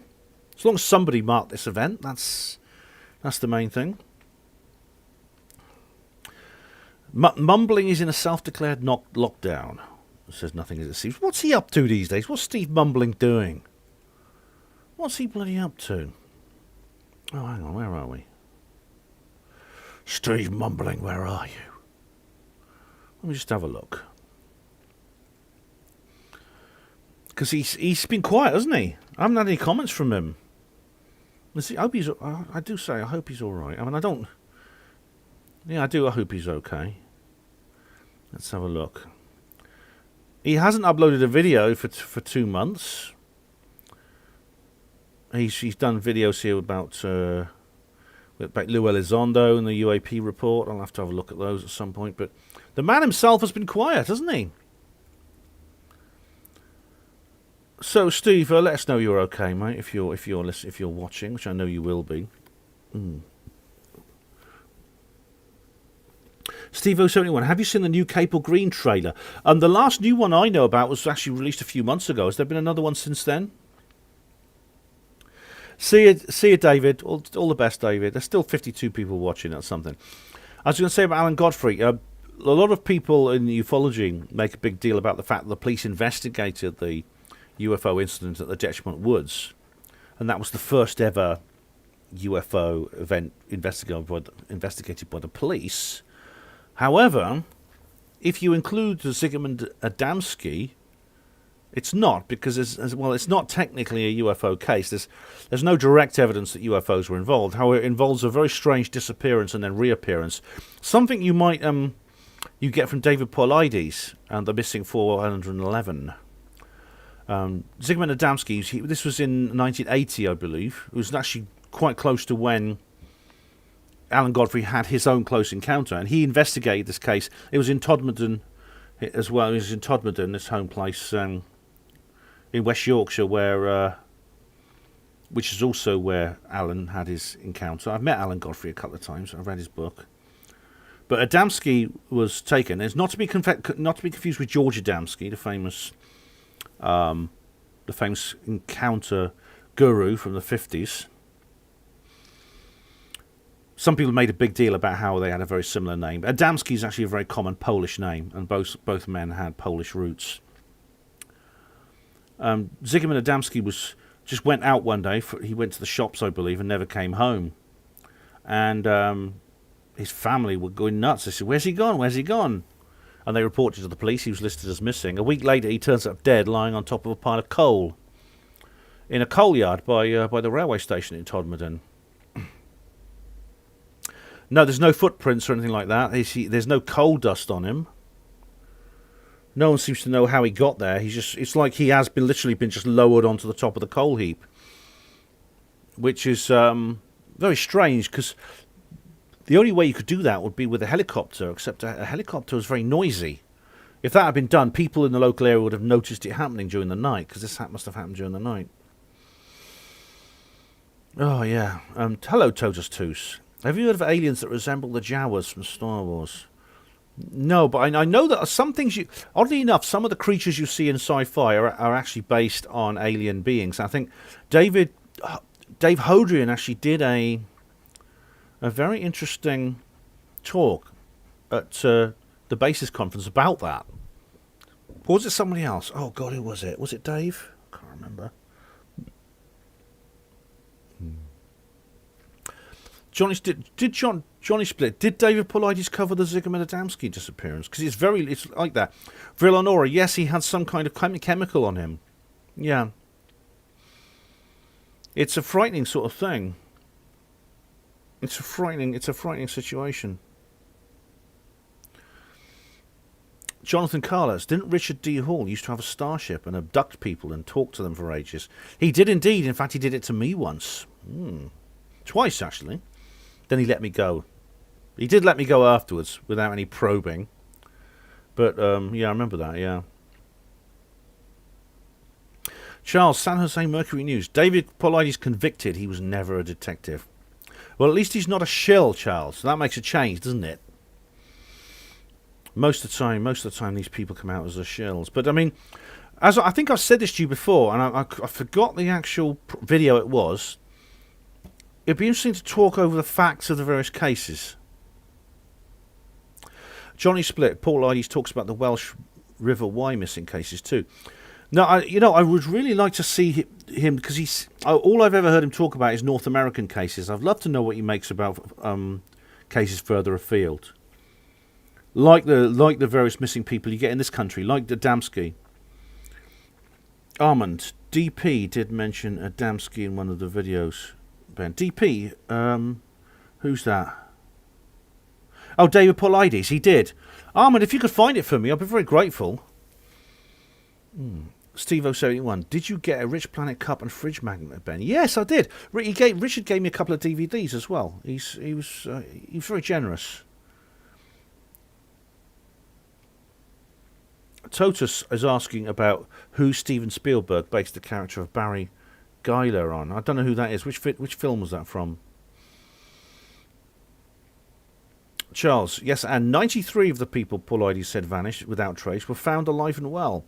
Well, I'm very pleased to hear that, Charles. Of course, of all the thousands of people reported missing, some of them do eventually come back. Yes, a lot of people go missing because they want to disappear, and they just leave their family behind them and go.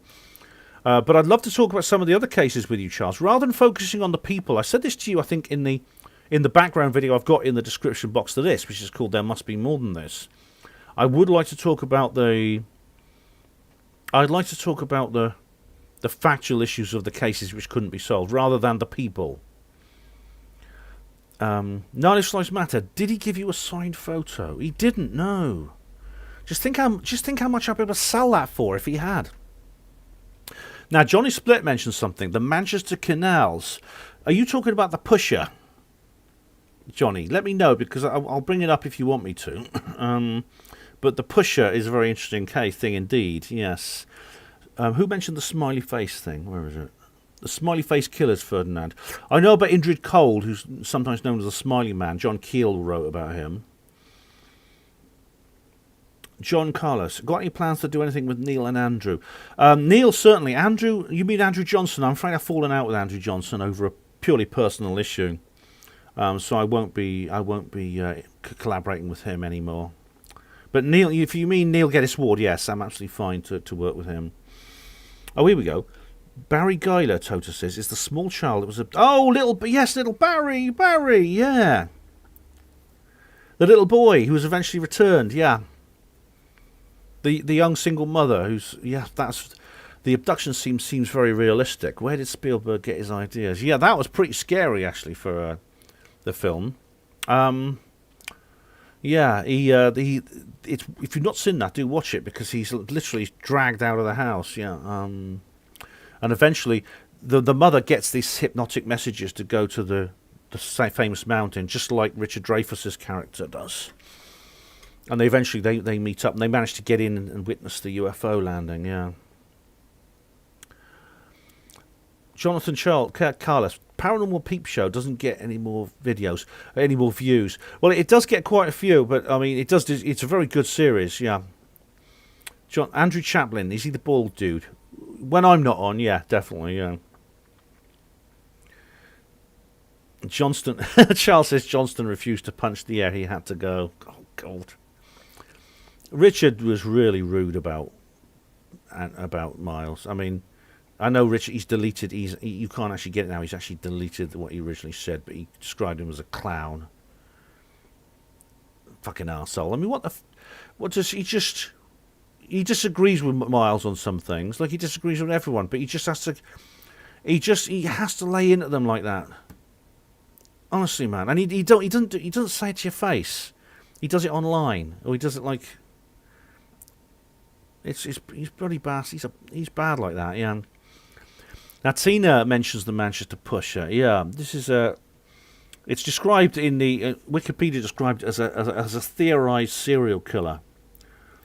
What happens is, if you go to Manchester and you walk along the canal banks. Now, Charlie Veach actually has done some good videos. I mean, don't get me wrong. I can't stand his current kind of methodology and material. I really dislike intensely. However, some of it is interesting, and one of the things he does is he takes you down the canals, and the canals in Manchester are like quite low down. A lot of the city's actually been built above it, and the canals are kind of in ditches, and there's towpaths along the edges of the canals, and you walk down there and it's quite spooky. In fact, it's best to avoid the place at night, because there's what does Charlie call them? Crackheads! They go down there. But what happens is a lot of people have been found dead in the canal. It appears they've fallen in. Yeah, no one seems to know exactly how. They just been walking along. They walk along the canal. Someone says, but they just walk along the canal to go somewhere, and somehow they fall in and drown. You fall into those canals, the water's cold, and apparently, the towpath's like a good 4 or 5 feet above the water level in most times of the year. So if you fall in, it's actually quite difficult to get out again. It's quite easy to drown in those canals, even if you're a good swimmer. And several people have survived these attacks. Several people have survived incidents in which they say they're walking along that canal towpath.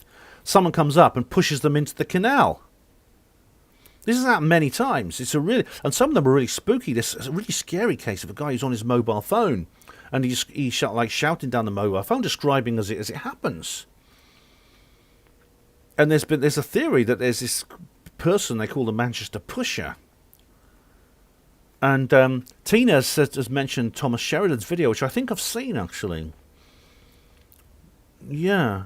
And you mentioned Taken. Yeah, Taken's a good series. I find it sad, Tina. I found it quite...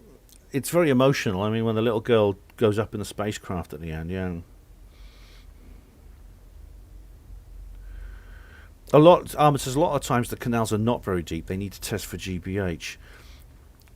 And Vrillon says maybe some bloke gets pissed up with the crackheads and decides to clean up the city. Or pissed off with the crackheads. Well, I mean, I don't... First of all, the person who seems to get the most pissed off with the crackheads appears to be Charlie Veitch. Although I actually doubt if Charlie is the... I doubt if Charlie is the pusher. I don't think he is. I don't think he's the pusher. I think he likes just going up to people and shoving a camera in their face. Charles, the cops need to make a sting for that guy. Or, well, it could be, or maybe it's not a guy at all. What if it's actually... I mean, they deny there's a connection between these various events. What if it's some kind of paranormal thing? Yeah. Charlie just goes up and shoves his camera in people's faces. I mean, he used to do it to the police and the security guards, but they're getting used to him now. So he does it an awful lot to members of the public now.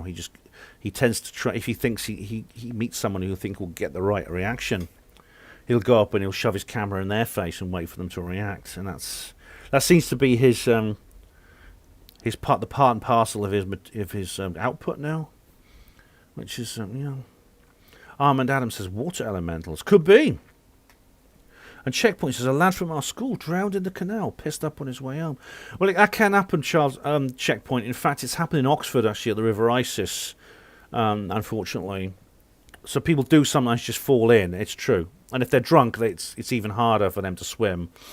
And also, maybe the blood vessels come closer to the skin, so that they get affected by the cold more in the cold water. But at the same time, though, the fact that the stories the survivors tell, indicates there is something going on. There's some kind of weird connection. I tell you, it was a good channel to watch. Bedtime Stories. Bedtime Stories is like a channel. It's a YouTube channel that covers all these kind of really spooky things. As its name suggests, the stories are quite alarming and quite scary. And they have a very good one on the Manchester Pusher, as does Thomas Sheridan, as Tina was saying. Tota says, any info on Serpo, Ben? Was it for real? I don't know, because it was Bill Ryan who first started talking about Serpo. I don't know. TCN mentions the bath pusher. What's that, TCN? A bath pusher? And that's not my mum when I was a little kid saying, Ben, go and have a bath now, and pushing me up the stairs. Charles says, more likely junk under the water. Canals are dangerous places. They can be, Charles, indeed, but that doesn't quite fit in with what the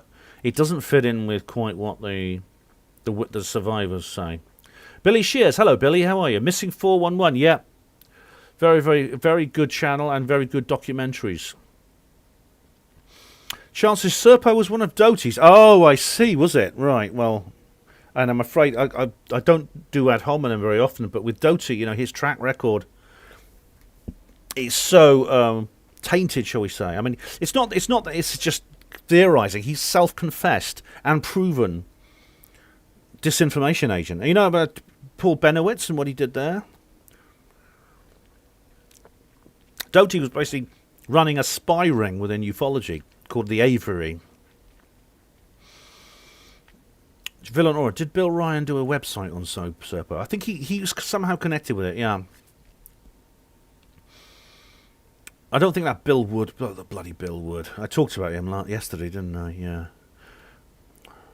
I don't think he had anything to do with it. Peaceful Warrior, salute, bud. Hope you're well. Welsh Ripper mentions the Bridge End suicides. Yeah. Brian Gerrish talked about those Welsh Ripper. That is absolutely unbelievable.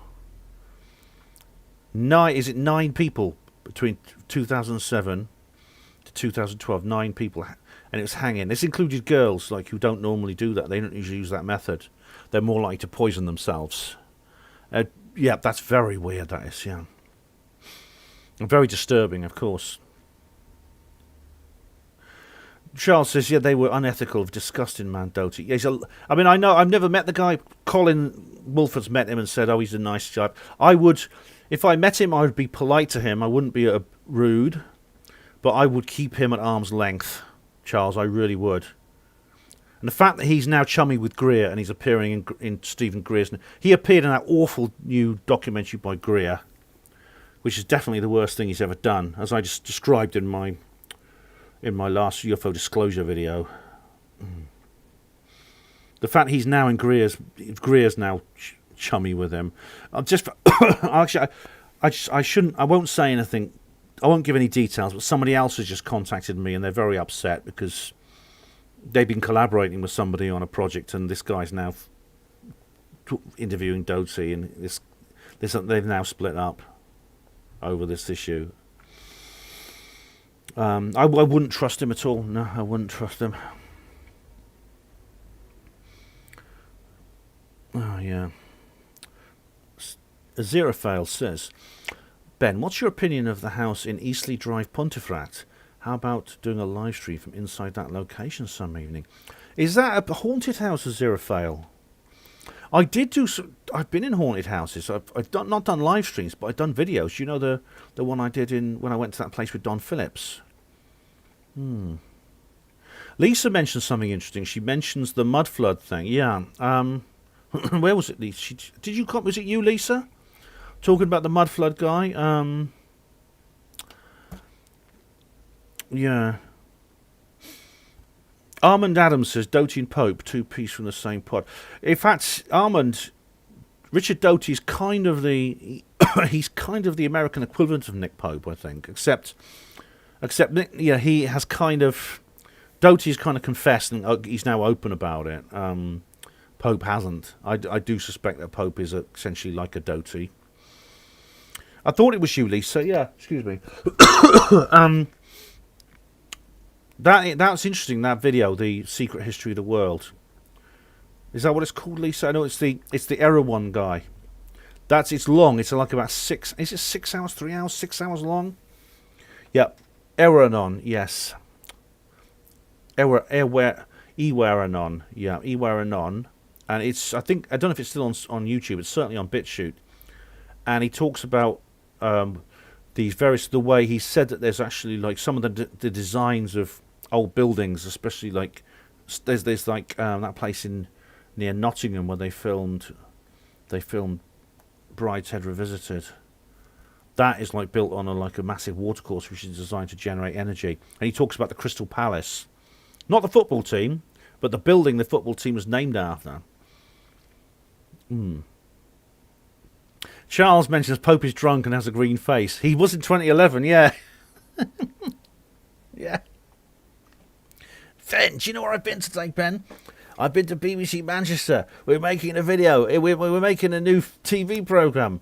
It's like Strictly Come Dancing, except we got to work out who the real alien abductees are. Yeah. Oh.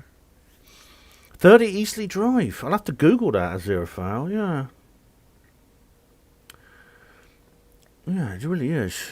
I will Google that, Peaceful Warrior. Thanks.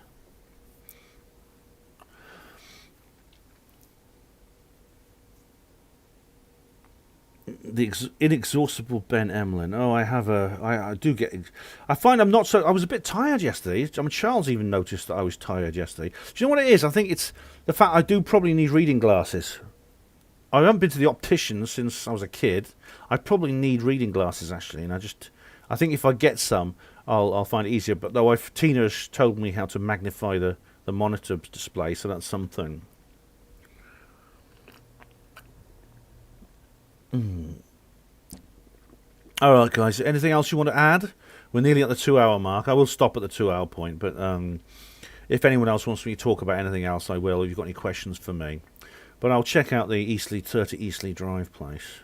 I'll just do that now, actually, while you're posting your questions.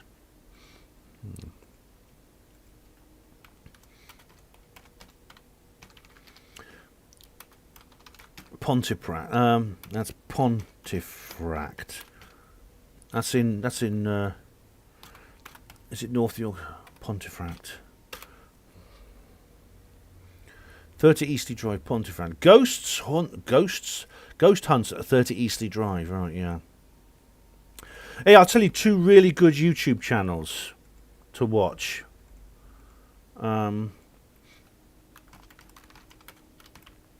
Right. There's one called Slapped Ham, and there's another called what's it like? What is it?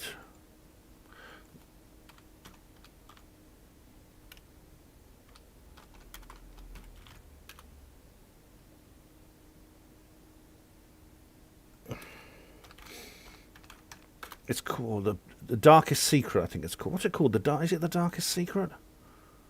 2 really good YouTube channels.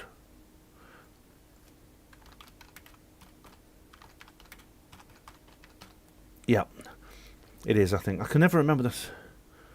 The Darkest Secret.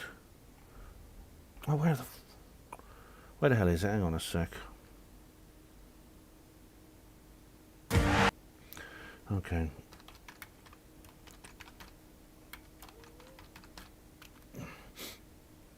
Yes, it is that. It's Slapped Ham. You ready? Make a note of this, guys. It's Slapped Ham and the Darkest Secret. Two really good YouTube channels which cover paranormal. They cover things like ghost videos. They're both very similar. One's this Australian guy, and the other is this American woman, or I think she's Mexican actually. And they cover all kinds of spooky videos and things like that. In fact, things like there's 5 paranormal things caught in the movies, and there's Slapped Ham. He's an Australian guy who covers. They're both very similar, and they're really good. They're really all fascinating, real ghost videos and UFO videos and strange things strange sort of like warps in reality and stuff. Where are we now? Okay, I'll just go up a bit. Vrillon Aura asked me about David Wilcock's flying anti-gravity cars. I haven't watched it yet, nor have I watched Alien Scientist's video on that. I just saw that. Armand, you sent me something in Messenger. Thank you very much about David Paulides. Thank you about the Adamski thing. Cheers. Thanks, Armand. TK, no further questions for the witness, Your Honour. Thanks, TK. Steve-O-71. Disclosure. When, Ben? All right, this is going to be a 4-hour video now. Be careful you don't catch a cold, Ben. Even I noticed, said Charles. Yeah, I do my best, mate. I do, yeah. But I mean, it's much easier now thanks to Tina. But I will get myself. Jonathan Carlos, what's the best way to contact you, dude? Is your email addy on my website and blog? It is, yeah. If you scroll down the column, you'll see my email address, my public email address, Jonathan. If you're a member of Facebook, you can always send me a friendly. Just send me like a message inbox me on Messenger so that I know it's you, unless we have lots of mutual friends. Lisa, you mentioned the pinhole glasses. Yeah, I've actually got a pair of those. I've ordered them from Nexus magazine. Yeah. Ferdinand Totus says you can do eye press ups. What, like this?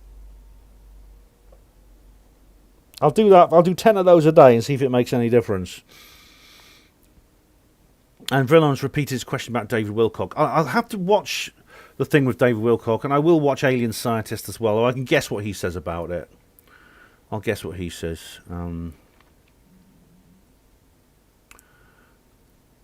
Don't forget to mention Skeptoid, Ben.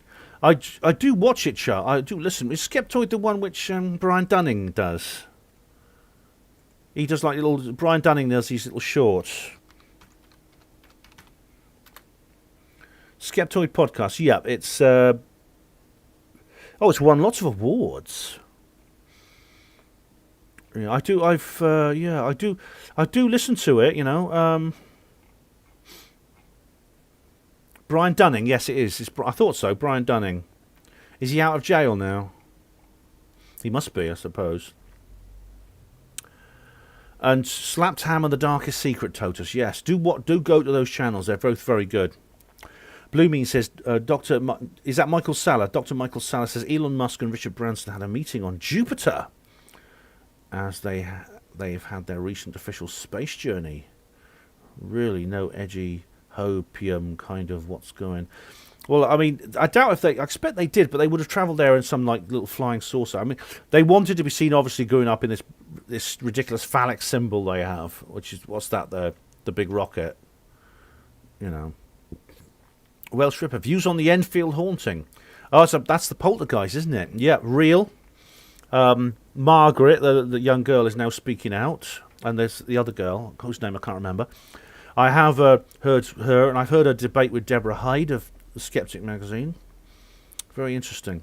Steve071, do you remember the film Hangar 18? Yeah, I did. Oh, Totus2 says Pentarch incident on the Herpanmo radio tomorrow. Yeah. Quick plug for the show, Ben. Thanks very much, Totus. You just saved me the bother. Yes, 8 p.m. tomorrow it goes live. If you miss it, don't worry, there'll be a podcast, but there'll be a live chat as well, which is a bit like this. Now, I don't... Is this... So Michael Salla says that Elon Musk and Richard Branson had a meeting on Jupiter. Well, Jupiter's a gas giant, so you can't actually meet on Jupiter unless you have some kind of airship thing. The gravity's very high as well. TK, what's Herpanmo radio? Oh my goodness. I'll just post a link to make it easy for you guys. It's this. I hope it appears. I hope it doesn't block me. Maybe it'll allow me to post links because I'm the actual. Do you see that? Because maybe because it's my live stream, they should let me post links. But if you see that, TK, that's what it is. Okay, so I don't know. Michael Salla, I quite like normally. TK's Roger from Liverpool. Oh, Roger, right, TK. Then you know what it is, don't you, Roger? Ferdinand Golia says, where'd you get your energy from, Ben? I'd be knackered after working all day and then doing a stream. What's the secret? Well, apart from the painting I've got in my attic, which you mentioned last night, it's a special diet which I will share with for £150. I'll give you the first of the ingredients, all right, and it goes up to £500 for every ingredient since then. Armand Adams, Jupiter or Uranus? Well, I don't want to repeat any kind of jokes here, but if you can travel there easily with the secret space program. Peaceful Warrior says William Shatner is going into space. The guy's 90. Yeah. I think R.I.P. Shatner. Oh, come on, God, Peaceful Warrior. Really? 9G on launch. My goodness. You have to be. They used to be fighter pilots. Most of them, the astronauts. I reckon he'll be fine. I reckon he'll go. I reckon he'll be all right. You know. I reckon he'll love it. Ferdinand Golia says, "Lol, I can spare 150 pence." Oh, Totus already knows. It's been leaked. It's the Herpanmo yogurt. Yeah. Not the Herpanmo ice cream. That will just make you fat. And Charles says, tell us how much you love Brian Cox. Oh, goodness me. Do you... I'll have to end it now if that's the case. But Jock of Ages says, Shatner is cool. He is, yeah. He is. I like William Shatner. I've still got 52 people watching. But it's now got more than 2 hours. So I'm going to call it a night, my friends. Lisa says, used to fancy James Kirk in my youth. Yeah, I always liked Uhura. In fact, I remember being like about 3 years old, sort of preschool, and just thinking, just jesting, bud, says Peaceful Warrior. Okay. I was too young, obviously, to think in those terms, but I remember thinking, oh, Uhura is really beautiful. I'd like to marry her or something like that. Nihilist Lives Matter. George Takei loves Shatner. Maybe it was mutual, I don't know. George Takei, I won't say too much, but he's he commented on the whole Milo Yiannopoulos thing, saying that he had a similar experience, which is I think was awful. I mean, I don't think it's a bad thing they're doing. It's just that these guys didn't have a relationship. They were both 13, and they both had a relationship with grown men. It's not a relationship when you're 13. It's not. It's not a relationship. It's rape. And I think it's pretty horrible, that was, you know. Oh, you like Djokovic? I like the sexy aliens. The green belly dancer, yeah. But thanks, Ferdinand. Thank you very much, guys. Peaceful Warrior. Brian Cox is all about Uranus. I think Brian Cox is a Uranus, quite frankly. No, Charles. Get my thyroid checked. Oh, I'll check me. I'll do that. But you know, I eat good food. I exercise. You've got to draw a line somewhere and just say I'm going to take my chances. Night again, Hugo. Take care, mate. Good night, Vrillon. Thank you very much. I've just put the screen back to normal size, actually. It really is amazing what a difference there. All last night I was looking at this tiny little print. Thanks very much, Tina, for that, for telling me how to do that. You're welcome, Jonathan Carlos. Night. Night, Jonathan. And night user 1 and a zero fail. Which way round is that hand? Oh, it's that way. I see. I thought it was the other way round. Peaceful Warrior, take care.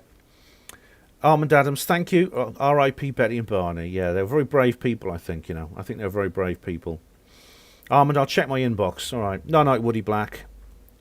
Woody Black, you probably be interested in this, and some of the rest of you might. I'll be on Thomas Barden-Rees, his show on Friday, 6 p.m. I'll be on his show. Totus, Cox must be watching. Oh, God. So that's the thumb down. Right. Stay out of trouble, says David Schultz. I'll try.